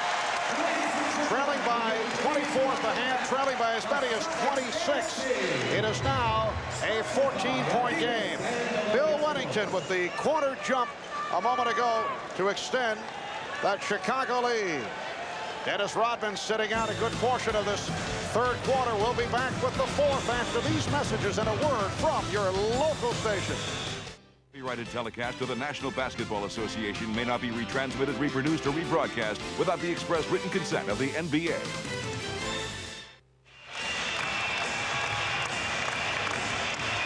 Back at Key Arena in Seattle, Marv Albert, Matt Guokas, Bill Walton, Ahmad Rashad, Hannah Storm, Bob Costas. The entire crew on hand, and we have seen this crowd in a frenzy right throughout the third quarter. The Sonics getting back into it. Chicago shooting only 6 of 19 from the field in the third. Michael Jordan, only 2 points in the third quarter, was not part of the offense, but figures to be a different story here in the fourth. Jordan now with 31. One of those old UCLA plays, Bill, the UCLA cut, and Michael Jordan able to shed David Wingate and get that open jump shot. And that play was all over the blackboard in Seattle's locker room. That high post shuffle. When Wennington sets that pick, Kukoc will just dump it right down to him. Sam Perkins too late. The guard, I think, has to go ball side on that play with Jordan particularly, so you can front him down low if he does take that post position. And a foul on Wennington, a non-shooting affair. Payton putting the spin on Kerr. Kerr on the loose ball. Foul is called on Payton. Steve Kerr was not a factor in the first 2 games in Chicago. Gary Payton gets called for this foul here on Dennis Rodman. Just holds him, keeps him from coming up the lane, and then says, who, me? I didn't foul him. And a technical foul has been called. It's on Payton, who apparently had something else to say in the direction of Steve Javie. It's been a very tough series for Gary Payton. In game 2, he shot only 6 of 15. Game one, played 47 minutes, only 6 of 17 from the field. And it's hard to understand what he could possibly be complaining about. He clearly grabbed Dennis Rodman. It was a good call. Bulls by 17. And Kukoc took the hit. Met by the double team of Schhrempf and Wingate. Foul on David Wingate. And Gary Payton continues to glare at the official Steve Jabby, who called the technical foul on him. That will not help his cause one little bit. Jordan with the pull-up. Yes, and it counts. Foul committed by Wingate. And Jordan to the line. So kind of a restful third quarter for Michael Jordan, who is certainly right back to it. It just appears as if the Bulls and Michael Jordan can do whatever they want, whenever they want. Seattle comes back, plays their best basketball of the series in the third, and right away, Michael Jordan says, hey, just give me the ball and get out of the way. Jumper in your face. And hey, Frank Brickowski was not a catalyst by any means, but he did give the Sonics a different look. More physical play and seemed to give the team a lift. I'm a little surprised he's not in there right now. And this call away from the ball. Rodman. A push on Kemp. That's 4 on Dennis Rodman. Dennis Rodman, who plays very tough low post defense and has that habit of snapping that neck back. Nobody ever hits him in the face when he does that. That was not a defensive foul on Dennis Rodman. And another one on Dennis Rodman. And that's 5 on Rodman. Luke Longley walking over to the scorer's table. He will come on for Rodman. Rodman and Kemp underneath the basket. Hard to see where that foul is on Dennis Rodman. Shawn Kemp initiated everything. This points out the problem that Ron Harper not being available today, just not the regular rotations to keep Kukoc in the back, in the front court. But obviously the Bulls have managed despite that. It helps when you have Michael Jordan on your team in a lot of different respects. A 20-point Chicago lead. Kukoc for 3. And Perkins with the box out. Schrempf had to save that lead thrown by Payton.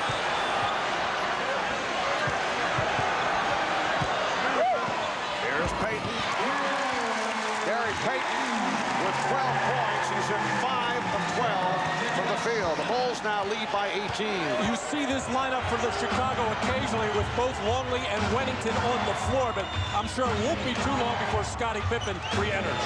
Absolutely, because the Bulls are so much better when they go small. But the way Longley is playing today, I'd go with him and make Seattle match up to him, which they have not done. Well, Longley now has 14 points. Perkins, making the turn, was taken down by Wennington. Here comes Frank Brickowski getting set to check back in. Timeout is called. 9:37 left in the fourth quarter.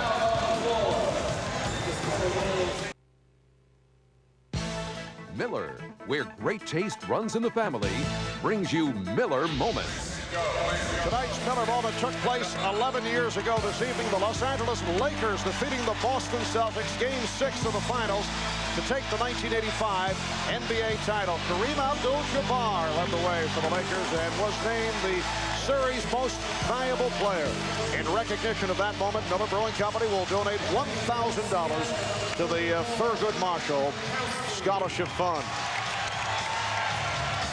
And at 38 years of age, Kareem, the oldest player ever to win the MVP award. That was the 8th time the Lakers met the Celtics in the finals, and the first time that they ever beat Boston.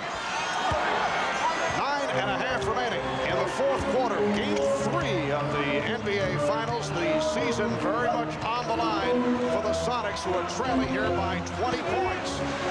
The Bulls with a burst at the start to take the energy out of the crowd. Michael Jordan with a sensational first half. The Sonics able to get back into it in the third quarter. But the Bulls have come out strong here in the fourth. And a foul is called against Seattle. The high point man of the game is Michael Jordan. Jordan with 34 points. Shawn Kemp just picked up his 4th personal foul, and it will put Luke Longley at the line. Well, Luke bouncing back very nicely here in Game 3. In Game 2, he had as many stitches as he did points and rebounds combined, 5. But he came out in this first quarter and really made a statement offensively, much as he did in Game 1. That's not a good day when your stitches outnumber your points and rebounds combined. But that play all set up by Toni Kukoc. Shawn Kemp has not shown an ability to contain him on the perimeter. Toni in Game 1 and 2 was critical at the decisive moments. That play again, setting it all up with penetration.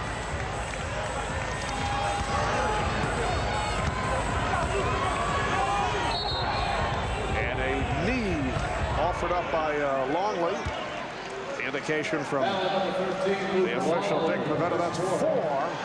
On Longley, the Bulls are now over the limit. Luke wanted his interpretation. Marv, that last offensive sequence for Chicago that Luke Longley ended up getting the shot, that shows how far Luke Longley has come. Career playoff high today. Early in the season, Scottie Pippen never would have dumped that ball off to Luke Longley. I mean, he would throw it to him in the beginning of the game, and Luke would drop it out of bounds or commit an offensive foul. Now, though, after a year with Jordan, he's fully developed. The Bulls 84 and the Sonics 65.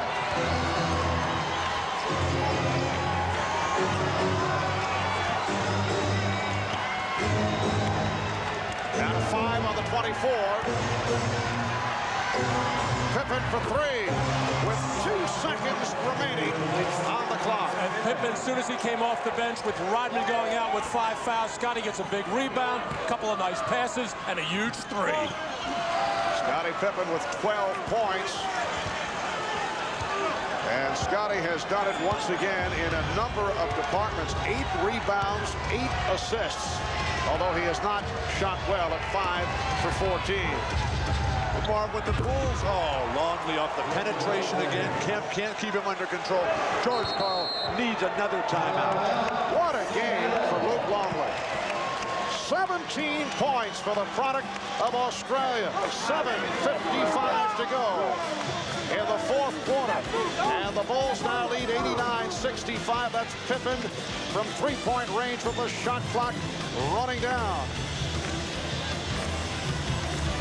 We'll be back at the Key Arena in a moment.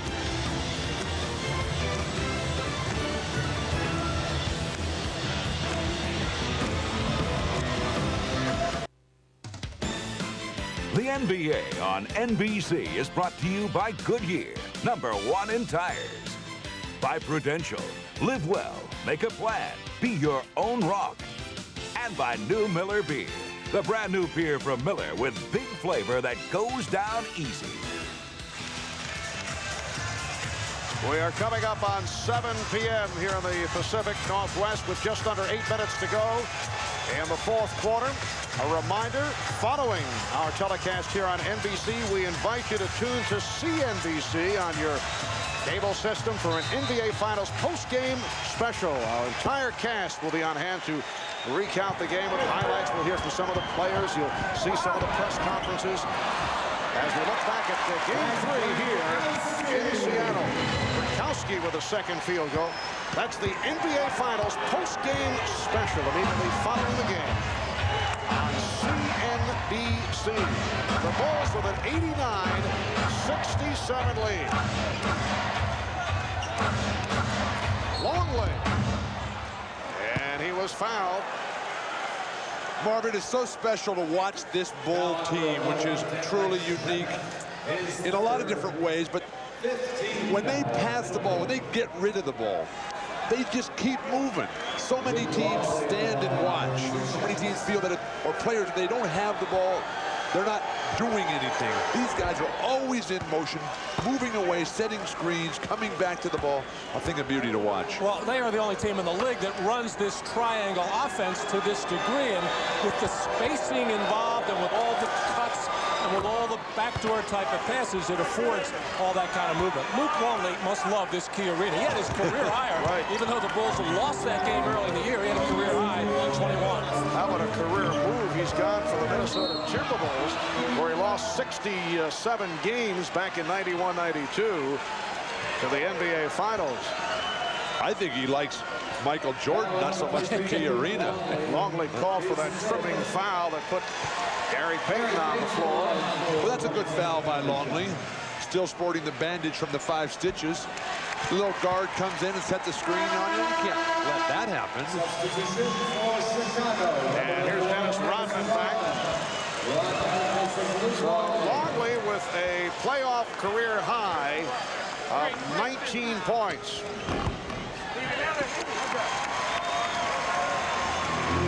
This game being seen worldwide, but you know they're enjoying it in Luke's native land of Australia, a member of the 1988-1992 Australian Olympic teams. Is certainly his finest moment as a professional. And Jordan fouled by Hawkins, and Rodman and Brickowski getting involved. And Phil Jackson at the other end of the floor taking a very long look and now whistling to his team out there. He does not want Dennis to do anything that is not going to have him ready for a game 4. You just have your heart in your throat at all times when they get tangled up. And see, Dennis initiates all that by getting his arms tangled up underneath the other player and then makes it appear that in this case, Frank Brickowski is doing the holding. And once again, with the game not in the balance, a 22-point lead. But these are certainly 2 of the freest spirits in the NBA.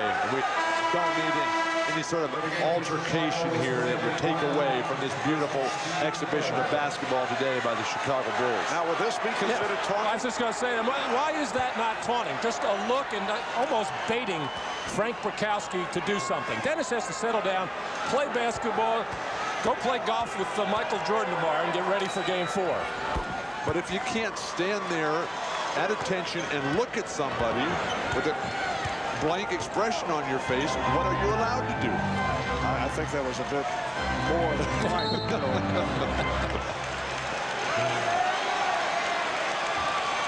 And a foul on Pippen. That is his 3rd. Bulls are over the foul limit.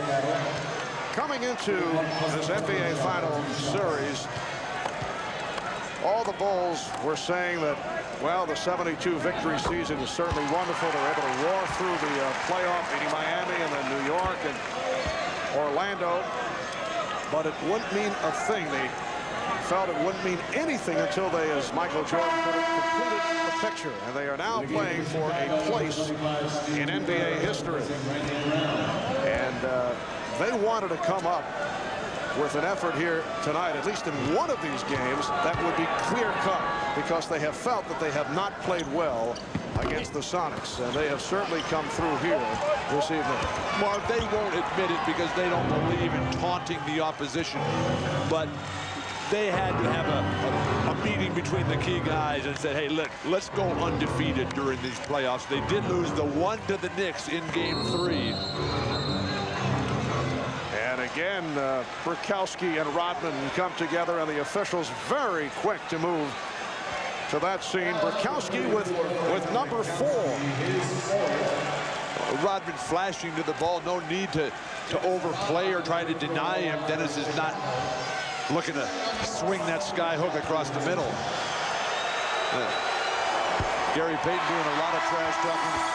Needs a little bit more game to back that talk up. Gary Payton coming in as a brilliant player, over 20 points a game.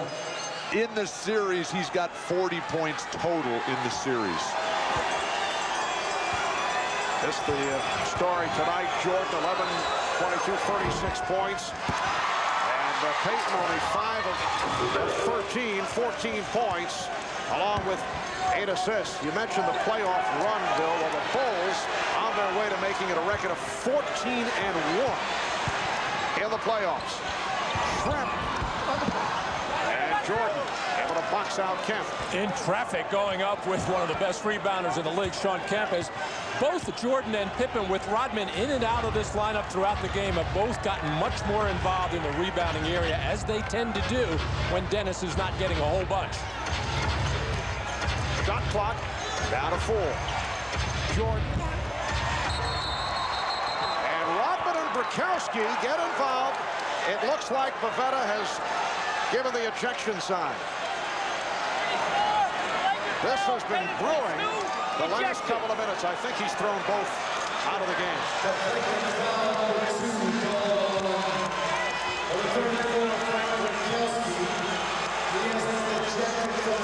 Brickowski ejected, flagrant foul 2. I thought Bavetta indicated that both were tossed. Let's see.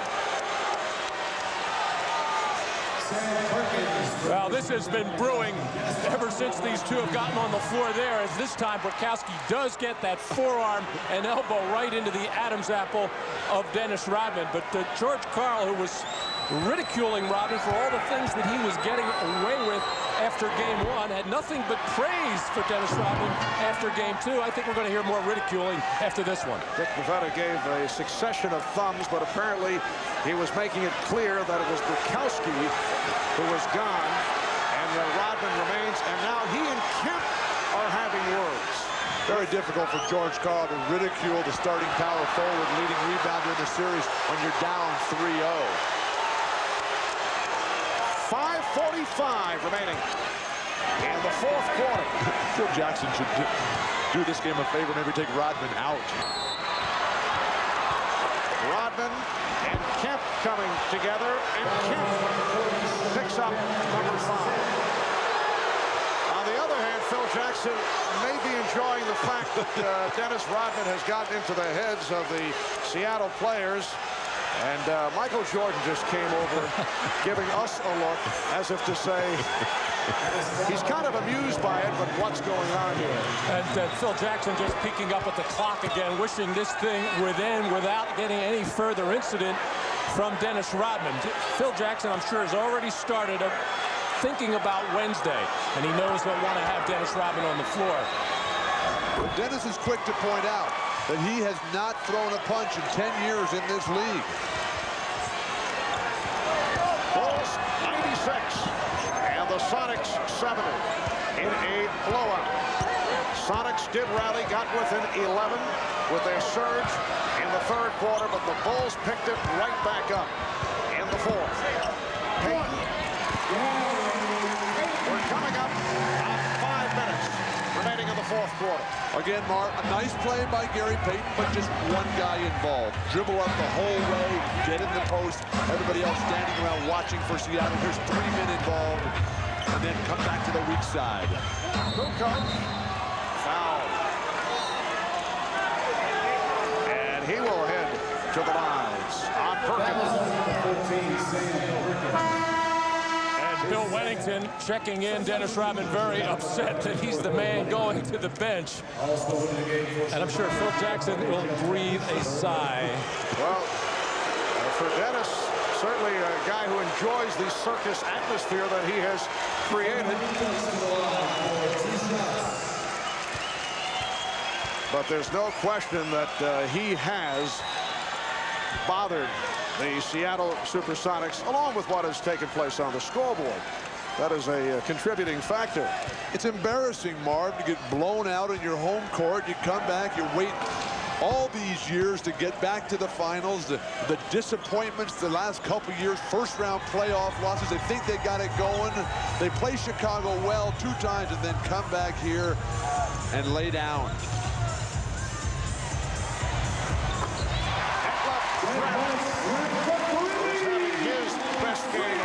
Series very quiet in games 1 and 2. 16 for Schreck, and the Bulls now lead 98-75. The last time the Bulls were here in Seattle was back on November the 26th, and the Sonics beat the Bulls in a come-from-behind effort. That was more than 6 months ago, though. Shot clock down to 1. Buechler. It's a 24. Well, I wouldn't say the Seattle team laid down in any way, shape, or form. They just got hit by a buzzsaw at the start of this game, the Chicago Bulls and Michael Jordan, and how he likes to assert himself on the road in these playoff situations. He gets, I think, more pleasure out of winning these games on the road than at home. And Michael will sit it out the rest of the way. That's the final numbers, 11 of 23, 36 points. And he was 11 for 11 at the line. Foul committed by Randy Brown. For Michael Jordan, his high game in this series, and certainly feeling much better about things. He was very unhappy, very frustrated, but about the way he played and about the way the club played, although they beat the Sonics in game 2. And I'm sure it made him feel good and helped the whole ball club by getting after Toni Kukoc about those couple of times where he passed up some shots and jumping on Luke Longley about maybe feeling sorry for himself with those 5 stitches. And I think that definitely picked up those 2 players, and I think it woke the rest of the ball club up as well. Plus, they've found their rhythm now. They're back to playing every other day now, which is the regular NBA schedule. That long layoff really did hurt them. Nice passing, Scottie Pippen. And Bill Wennington is 3 for 3. He's given the Bulls a 100-78 lead with 3.5 remaining in this 4th quarter. Game 4 here on Wednesday night. 9 o'clock Eastern time, 6 out in the West. Phil Jackson now has Randy Brown and Doug Buechler on the floor, along with Scottie Pippen, Toni Kukoc, and Bill Wennington. But Marvin, look how it keeps going. The flow is still there. Dribble away, pass back up top, screen away, pass to the weak side, spot up jumper. And Randy Brown is 2 for 2, including a 3 earlier. He has 5 points. Bulls 102-78 over the Sonics. We mentioned coming into tonight's game that only 2 teams have ever come back from a 2-0 deficit foul on Kukoc to win in the NBA Finals. No one has ever come back from 3-0 to win an NBA Final Series. Timeout called. The Bulls certainly enjoying things. 2:43 remaining in the 4th quarter. And it's Chicago 102 and Seattle 78. And as we were headed to commercial, there was a technical foul called on Detief Schrempf. Detief was fouled on a 3-point jumper a minute or so ago. They didn't call it. The game's over. But he wants to get to that line to shoot his 3 free throws. He's not getting there. 3-point shooting has been a major problem for the Sonics throughout this series, and give the Chicago defense a lot of credit. They have challenged most of them. Obviously, Randy Brown got a piece of the arm on Schreimpf on that one, just going by that reaction. But Chicago probably has figured this kind of defense out more than any other team in the league. They will live with some post-up scoring from a guy like Kemp or a guy like Shaquille O'Neal, but they do not want to let the good 3-point shooters get off and get going and then get other people involved and get second shot opportunities, and it has worked to perfection throughout these playoffs. But the versatility of the Bulls, Matt, allows them to change that to whoever they're playing against. The reason that you think you have a chance in the post-up game is that's where they have Longley, that's where they have a short power forward in Dennis Rodman and a poor interior defender in Toni Kukoc. You certainly don't think your game is going to be winning by beating Michael Jordan one-on-one on the perimeter. Wennington, Steve Scheffler and Eric Snow, seldom used players by the Sonics, have taken the floor. So George Karl emptying his bench in these final minutes, and we have now reached garbage time. I don't know, is that possible in the NBA Finals? I guess it is. 2 minutes to go. The Bulls with a 103-80 lead, on their way to making it 3-0 in this best of 7. Steve Kerr going to the left hand. Movement without the ball, a thing of beauty. Schrempf 105-82.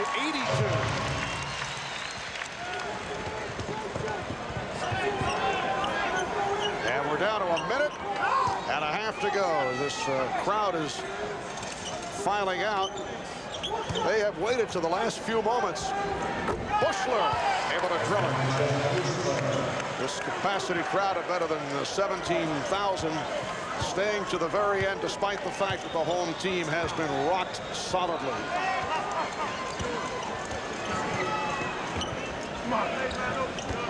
Hawkins on the fake. Hersey Hawkins with 12. That left Schrempf leading the Sonics with 20. Gary Payton with 19. But these numbers are just cosmetic. The Sonics working their way back into it in the third quarters. They came within 11. But the Bulls were able to accelerate once again and recaptured the big lead. Buechler to the line, fouled by Eric Snow, the rookie from Michigan State. Well, it has been a roller coaster ride for these Seattle fans over the last 3 years. The getting knocked out in the first round, the last couple, and then looking like they had that Utah series well in hand, losing game 5 here at Key Arena, getting blown out at Salt Lake in game 6, and then barely hanging on to win game 7. So this crowd has been tantalized and teased. Here's Brown, fouled, hit by Snow, and Randy Brown will go to the line. And again, the questions will surface regarding that man, George Karl, who certainly has not been happy about his contract situation. George Karl did have his contract extended for next year. Would like to have that long-term extension. Of course, Phil Jackson, his contract up at the end of this season. No extension there yet. Now to a half minute remaining in the fourth quarter. 108-84. Wingate.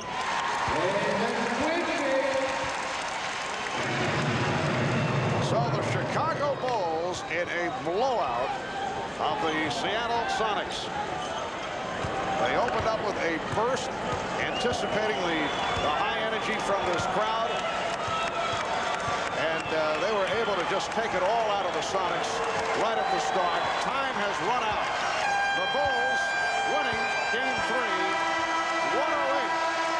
108-86. The Bulls led by Michael Jordan, who finished 11 of 23 from the field, 36 points. And now the Bulls and the Sonics look to game number 4 here in Seattle on Wednesday night. That'll be a 9 o'clock start in the East, 6 o'clock on the West Coast. All right, let's go to Ahmad Rashad with Michael Jordan. Ahmad? All right, thanks, Marv. Michael, finally a game that you guys can feel some satisfaction with. You won the last 2 games, but really not played very well. Today you played excellent. Well, I thought we were going to give it away a little bit in the third quarter, but I think the first half we came out and basically took the crowd out of the game and took some of their momentum very early. And from that point on, I think we tried to control everything, and we pretty much did. I think when they started making a run at us in the third quarter, we just had to find something to contain them and slow them down because they were coming very hard. How do you account for that start that you had today? Because in game 2, you guys started, very lethargic, no energy, but not tonight. Well, as I said, I think when we get on the road, we become a little more focused. We go out and we know what our jobs are, and we don't have to worry about family tickets and a lot of distractions that we have to go through, man. It's good to be on the road so we can bond together and play better. How about your focus? I know in the first couple of games you felt like you were struggling a little bit, but today you came in talking about making a statement.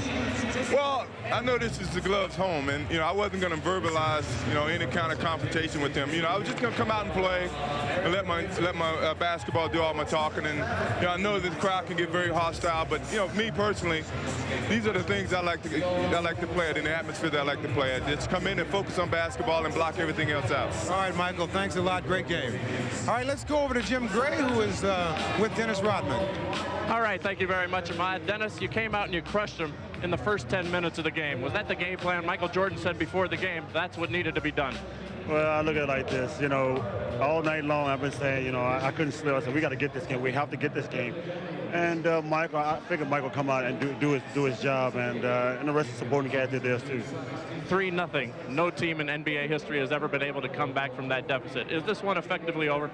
I wouldn't say it's effectively over. I just think that, you know, Seattle have totally got out their rhythm, out their game, because all they're doing now is trying to mess with me, try to get in my head. But they don't understand, though. You can't mess with the master. You can't mess with the master. Well, there was an awful lot of talk going on between you and Shawn Kemp and Gary Payton. What exactly was being said and going on in Brickowski as well? I think George called just basically bring Brickowski in and try to mess with me. But you gotta understand something. It's the difference between trying to come out there and play basketball and be physical and doing your job, and they're not doing that right now. All they're trying to do is trying to be physical. That's not their game. Will it be a long 3 days for you guys? Is it going to be hard for you to remain concentrated and trying to wrap this thing up? I didn't play all night tonight, so I'm ready to go tomorrow. And the next day, I'm ready to go. Let's do it. Let's do it. Let's get it over with. Hello, Dennis, Alexis. congratulations. Let's go back to Marv Albert. All right, Jim, you can't mess with the master. We take that away from game number 3. We'll be right back in Seattle after this.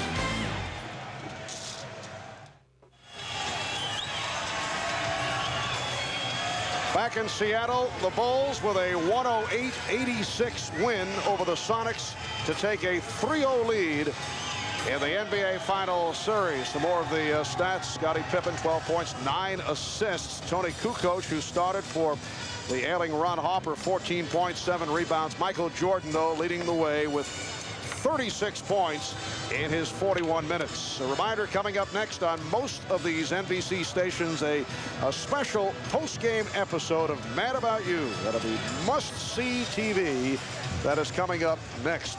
Some closing comments from Matt and Bill. What about that Chicago defensive effort right from the start? Well, Marv, we were talking about it earlier, how good it's been in the third quarter and the fourth quarter, especially throughout all the playoffs. Well, it was excellent in the first quarter, getting off to that big lead, 34-16, and continuing to be harassing defensively and forcing those turnovers, forcing 21 turnovers, as everybody put it together, led, of course, by Michael Jordan. And as Dennis Rodman pointed out, through some other philosophical thoughts that were mentioned to Jim Gray, the Bulls have just taken the Sonics right out of the rhythm. They're not playing their usual game, except for that period defensively where we saw them swarming all over the court in the third quarter. But Marv, that was more of a scramble. Now, Seattle has to remember that they're a very good team that is unfortunately matched up against a truly great team, maybe the greatest team in history. And they have to look at this in the big picture, the long term. Still with young stars, don't lose your poise, don't lose your composure. Try to keep everything together,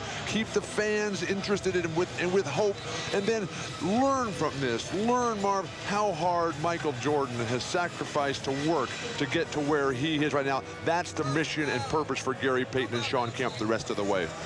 Now let's take a look at the scoring totals. The Bulls with a balanced attack. Jordan with the 36. Longley, that is a career playoff high, 8 of 13, an outstanding all-around performance by the Bulls center Luke Longley, 19 points in all. Toni Kukoc, 4 of 11, 14 points. Scottie Pippen, 5 of 14, did not shoot well, finished with 12, but did other things in terms of rebounding and assists. And as it turns out, you mentioned the fact that the Bulls were slightly out of their rhythm at the start because Kukoc started. Obviously, it did not matter. Well, Michael Jordan just was perfect today. We could see it in his pregame comments to us, the focus, the energy, the enthusiasm. He was not to be denied today. His mission, one more game, and then it's complete. All right, so it will be game number 4 for that one more game here on Wednesday night. If the Bulls are able to win it, the Sonics will try to stay alive and hope to force it to a 5th game back here on Friday night. That's it for the game portion of our telecast. Marv Albert with Matt Gukas and Bill Walton. Now let's throw it to Bob Costas upstairs. Bob? Okay, Marv, thanks a lot. I guess now we can begin calling them the Inevitables, up 3-0. It's only a matter of when they close it out. They have 2 shots at doing it here in Seattle. If Seattle can win 2, obviously they would force a 6th game back in Chicago. That doesn't appear likely at this point, so it appears that if Chicago wins their 4th championship, they will do it for the 3rd time out of those 4 titles on the road. Only once against Portland in 1992 did they finish it on their home floor. They have a mission on Wednesday, not just to win the championship, but to complete the sweep and stake another claim to greatness.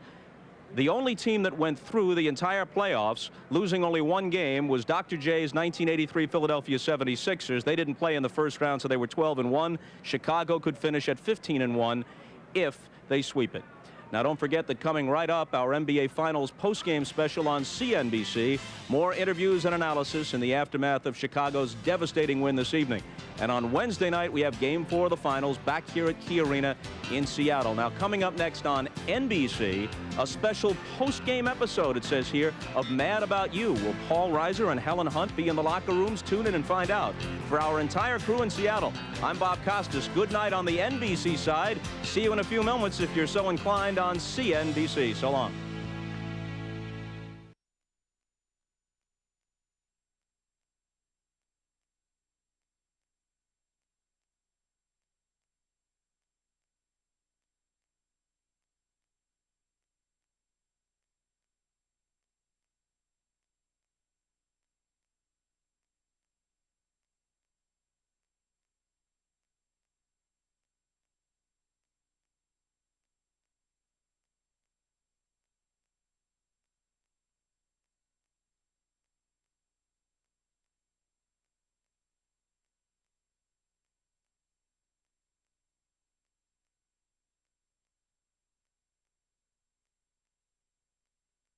We now join NBC Sports.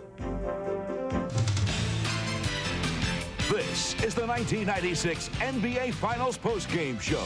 Now your host, Bob Costas. So the Chicago Bulls are up 3-0, 108-86 over the Sonics here at Key Arena in Game 3. Michael Jordan got 27 of his 36 in the first half. The Sonics made a run late in the second quarter and in the third quarter to get close, but they could never get it inside double digits, and eventually the Bulls prevail 108-86. Bob Costas back upstairs here with Peter Bessie and Julius Ervin. Well, what can you say? The first couple of games the Bulls were able to win, but tonight they just about unveiled the full arsenal. I think, Bob, that they finally showed who they really are. You know, I was thinking before this game, well, what did Seattle learn in the first 2 games? Do they need to trap a little bit more? In Chicago, they trapped once the press was broken. You know, they just retreated to guard the basket. When they came home to Seattle, would they trap multiple times, a second time, a third time, as they did so often during the season? The Bulls had all that go right out the window because Seattle was cold in the beginning. The Bulls were determined to try to win this game in the first 10 minutes, and I think that's exactly when they won it. Peter. I think it's last year's Magic Rockets series all over again. The team that hasn't been there doesn't understand what it takes to get the job done. The Sonics now learning that every possession is meaningful, the fever pitch that it takes, the demonic defense, the precision, the execution, all these things they'll remember if they ever get back here again. Folks, if you watch the broadcast on NBC, and I assume if you're interested enough to watch a post-game show on CNBC, you probably watched the game itself on NBC, then you saw plenty with Dennis Rodman. He got the pregame. He got the halftime. Let's give him the hat trick. Here he is on the postgame with Jim Gray. Thank you very much, Bob Costas. Well, Dennis Rodman, you now go up 3-0. What will go on now in the next 72 hours? It's going to be difficult to concentrate. You're just right there on the edge. I'm going to watch a lot of game tapes. I'm going to watch a lot of game tapes till the day comes. I'm just ready to go. I'm focused. I'm ready to go. I want to end this now. How different does this feel than the 2 that you won with the Detroit Pistons? It feels a lot different because I didn't really appreciate what it means to be appreciated as a world champion. Now it's totally different. Now I know what's going on. I know what it means. And now let's go out there and do it. Last year, it seems as though with San Antonio, you were a dislikable figure. It seems as though certainly Chicago has taken to you and now the rest of the country. Have you done something consciously to try and earn the respect of everyone? I haven't done anything. I've just been myself, individual. I can't be like all the rest of these people here and talk something that I'm not. And, you know, if what you see is what you get. If you don't like it, that's your tough luck. But I'm just trying to go out there and play for the people, make people happy. That's it. What were you saying to all of the Sonics? You had almost a verbal confrontation with everybody on the team, particularly Brickowski. I love that. I love to get in people's head, and George Carr tried to get in my head. He's a great coach, but he got to understand something. He don't have the guys on the bench that's mentally tough enough to handle what I got to say and do out there. So you better prepare yourself and study for the next 72 hours. Even Michael gave you a hug. We haven't seen Michael have physical contact with you since you guys won 70 games. What did he say when he put his arm around you? You know, he said, no one really appreciates what you really bring to this game. And basically, that's all he says. You know, he said, you know, I'm glad you have on the team, and I'm glad to be here. Dennis, thanks for taking the time with us. We'll see you on Wednesday night. Back to you, Bob Costas. All right, Jim, thanks a lot. Well, all of us must respect the play of Dennis Rodman on the court, but now I learn that he is something of a Henry David Thoreau figure of the late 20th century in terms of being an icon of individualism, and we're all heartened to learn that. But your thoughts on his play tonight? Well, my thoughts, period. You know, I don't think the things he does off the court has necessarily any positive social redeeming value, but on the court, he is a force to be reckoned with, and you see the confidence exuding from him now. I don't think that all the Bulls are going to walk around with their chest out, you know, thinking that it's done, even though history says something different. I think they're still going to maintain their modesty and try and respect the Sonics as they've respected every team in the league while they're beating on them. We're going to hear from Nate McMillan, who spoke with Hannah Storm a moment ago. But before we do, a quick thought here from you. Well, the Bulls got bumped last year by Orlando. The difference between last year and this year, with the Bulls being one victory away from a championship, is the fact that Michael Jordan came back in shape, had a conditioning program in training camp, and Dennis Rodman. He can't be outworked. He is the presence that they lacked last year on the boards and defensively. Well, the view from the bench couldn't have been pretty from the perspective of Nate McMillan, who was sidelined by injury and watched in street clothes, and immediately after the game, he spoke with our Hannah Storm. Here it is. Thanks, Bob. Nate, it seemed as if this game was won from the very beginning by the Chicago Bulls. What happened in the first half that enabled them to get out to that huge run?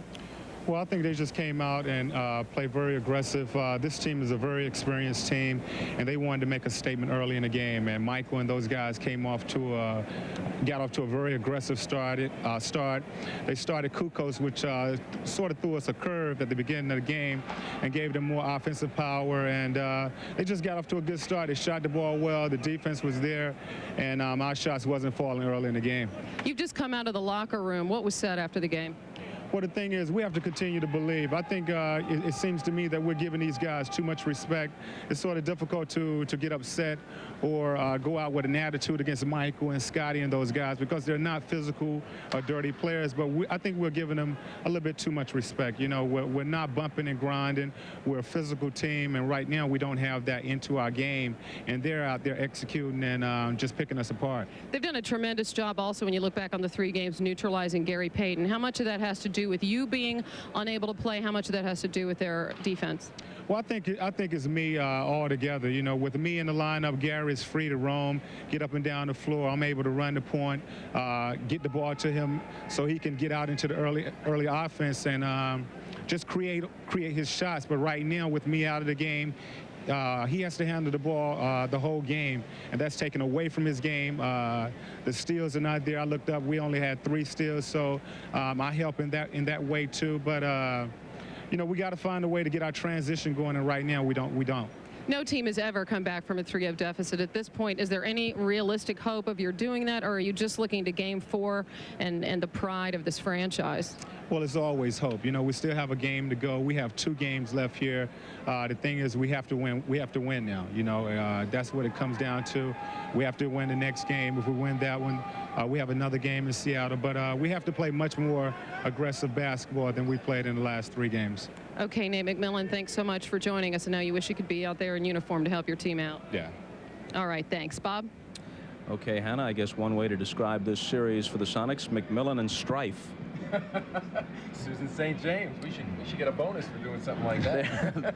There you go. You get the feeling, though, that although Nate is an important contributor and he would have changed their substitutions and whatnot, that it really doesn't make that much difference. Well, with all due respect. Well, I think it made a huge difference in the first 2 games because people are beginning to understand and appreciate what Nate McMillan means to this team. I mean, he mentioned a number of things there. What he didn't mention was the leadership and the 3-pointers. And without him coming off the bench, Sam Perkins basically is a starter with Ervin Johnson getting only a few minutes. The Sonics don't have a bench. Yeah, let me clarify. I meant tonight. Obviously, the first two games were close and could have turned on any number of things. Well, yeah, I think it made an absolute difference. You know, in game two, he could have made the difference because it was a close game. The first two were blowouts. But if you look at the Chicago situation, when they were missing Toni Kukoc, it put so much pressure on Scottie Pippen to handle the ball and do 80% of the playmaking instead of sharing that responsibility with Toni and with Michael, that his offensive game suffered, and the Bulls ended up losing that one game to the Knicks. All right, we're going to take a break here, and when we come back on the post-game show, we'll hear from George Karl, from Phil Jackson, from Steve Kerr, and from Spike Lee here in Seattle, where the Sonics could not do the right thing tonight. We'll be back.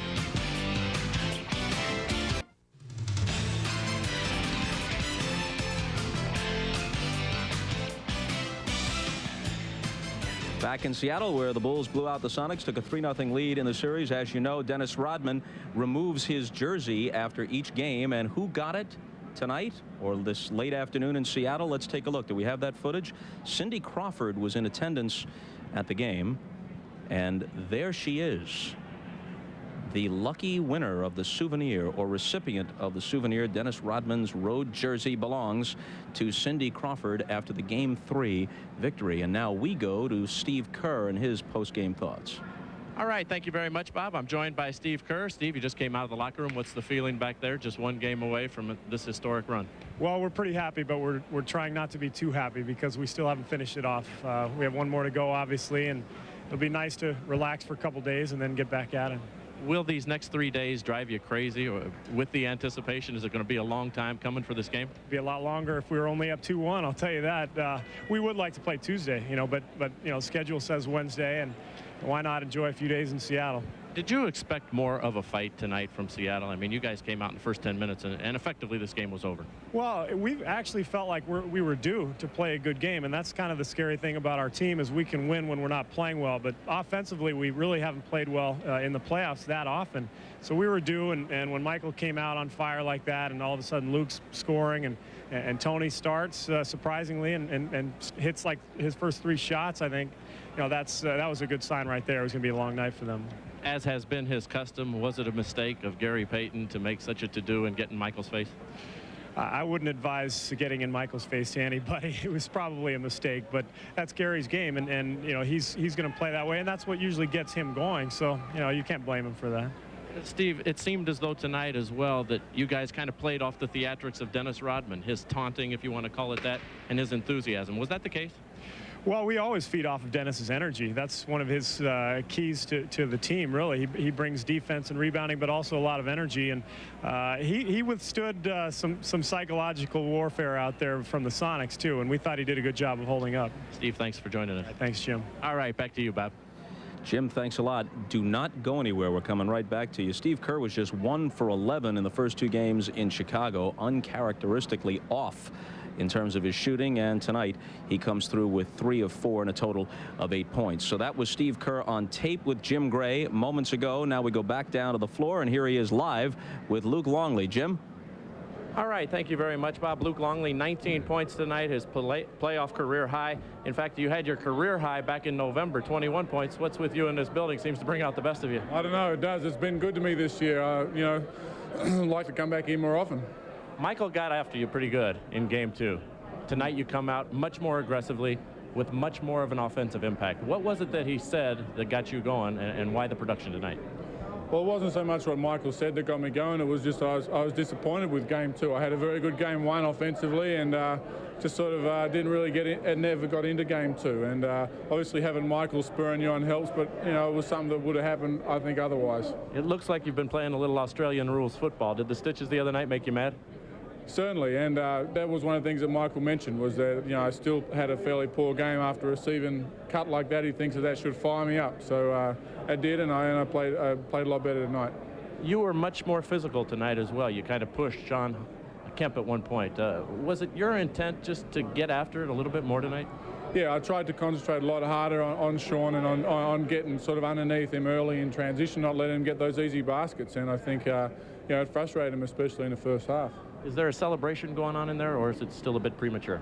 No, this team's very good at not having premature celebrations.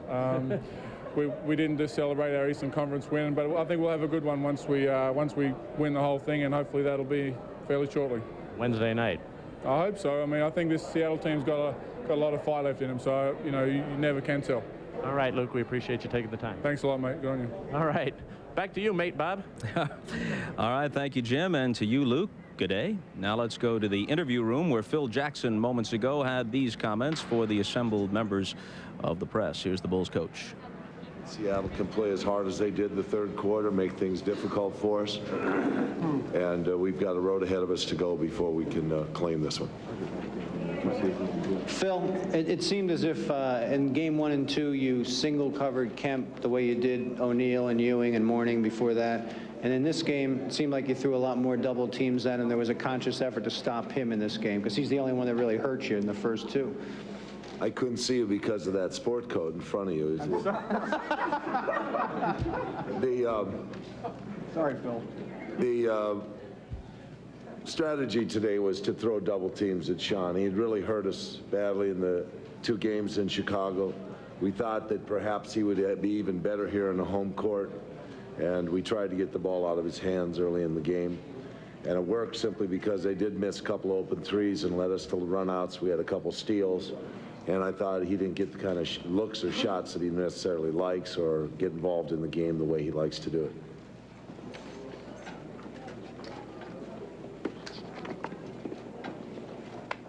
Do you think that there are teams in this league right now that have any type of mental capacity in these playoffs to understand what playoff basketball is about?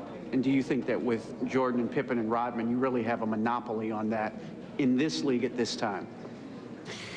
You know, that's a grandiose question to answer, and I'd hate to be a pompous ass by answering it and saying that, no, there is no other team. But the thing that's impressive, I think most impressive to a coach like myself about the team that I've been able to coach this year is the fact that they go on the road and they're a better basketball club on the road. For some reason or other, the resiliency of this basketball club steps up. And that is the true mark of a championship team. And I'll say it, it's happened before. I've seen it happen when the Pistons were a championship team, the Bulls were a championship team in the 90s. And they seem to have a chemical bond that really strengthens their unit. Phil, you've done a real good job of dealing with Dennis's performance over the year. And you guys were in such control of the game. Why did you let it get stupid at the end?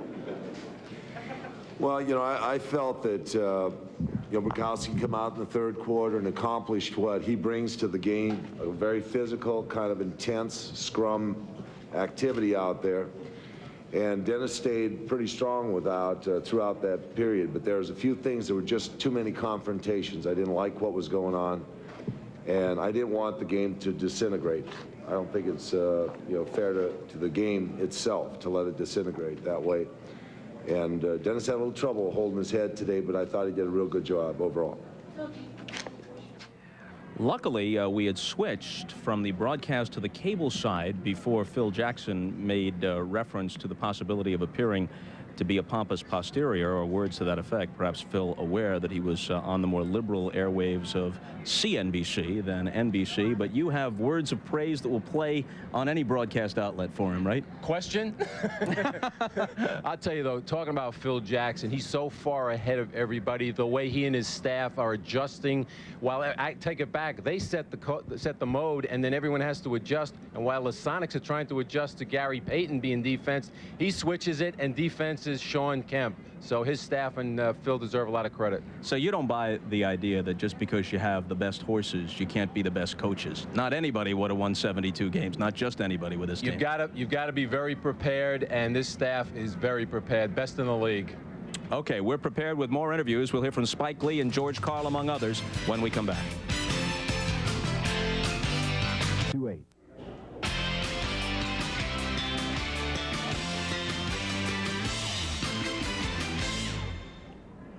So the Bulls win it 108-86, and they can finish the job if they have sweep on their mind on Wednesday back here at Key Arena. Let's take a look at some of the highlights from tonight's Game 3 here in Seattle.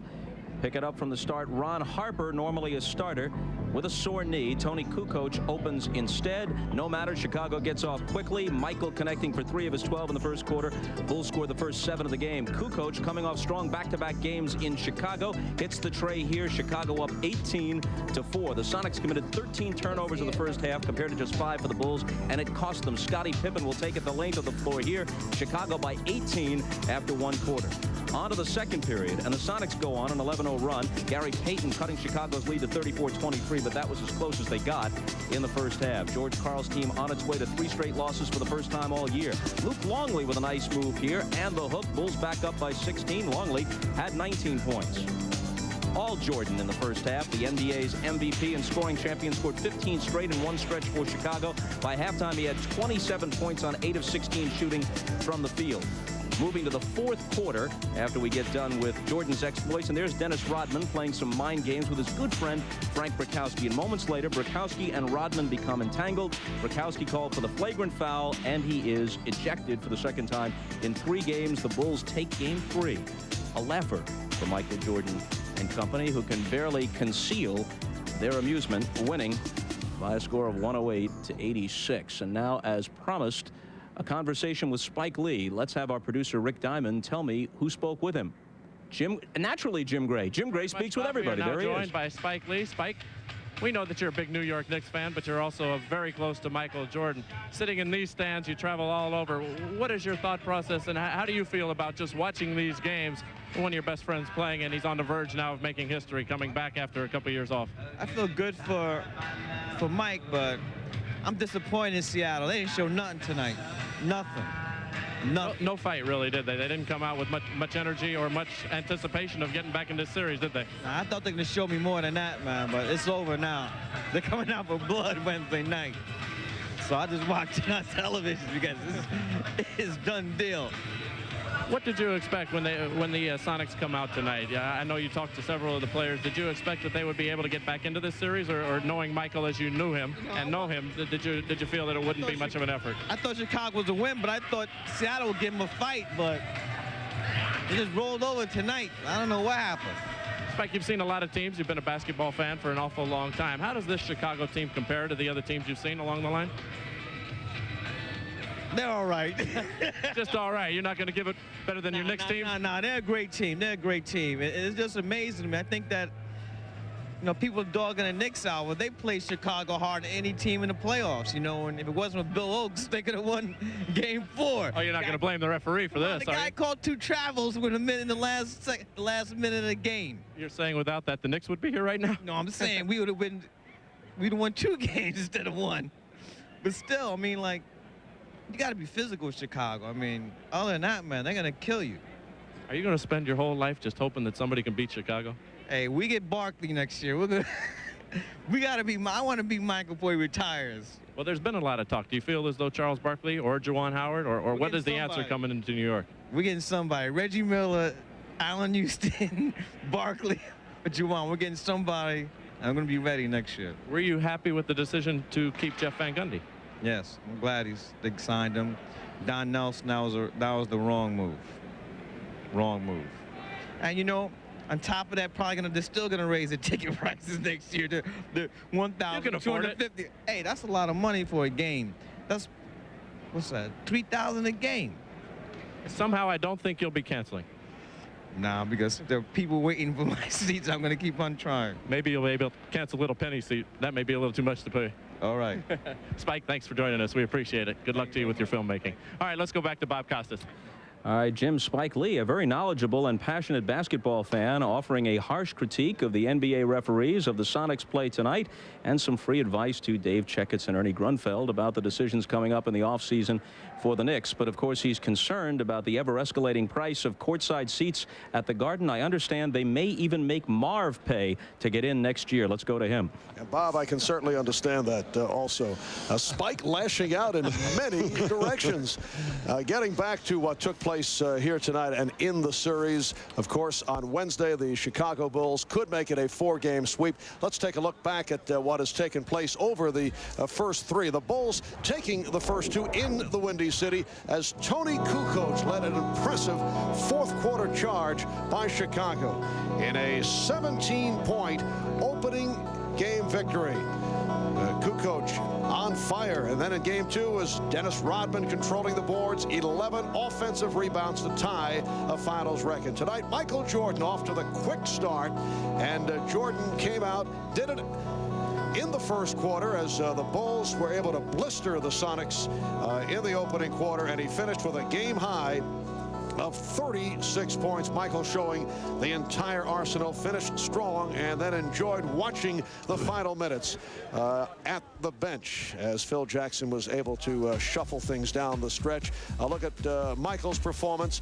Not happy with what took place in games 1 and 2. They were not Jordan-like lofty numbers, but 28 and 29, not bad, and then 36 here tonight. The Bulls 50% shooting, the Sonics 45, but did not pick that up until late in the game.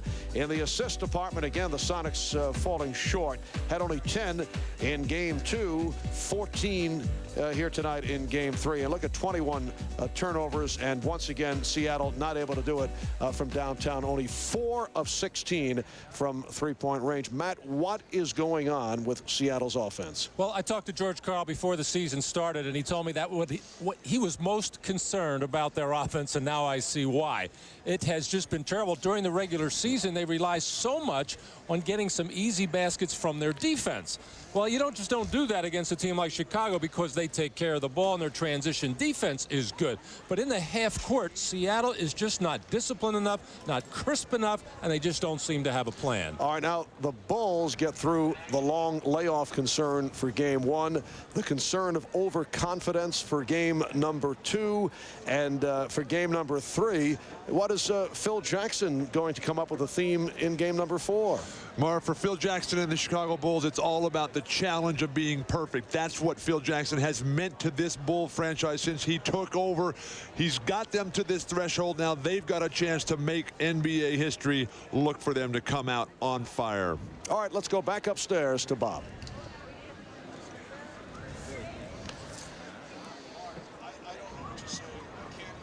Up 3-0 in a series. You've never been down 0-3. What are your thoughts on what's going through the heads of the Bulls, the Sonics? Been down 3, but not 0-3, and gone for the closer a couple of times in the ABA, and the series against Los Angeles in 1983. We won the 3rd game in LA. We had 2 or 3 days before it was time to play, and let me tell you, the game can't come fast enough. You get so antsy, you want to go out to playgrounds and play against kids just to keep your game sharp, and then the day comes, and if you're a good player, you know that no matter how far you're down, you're going to win that game because history is on your side.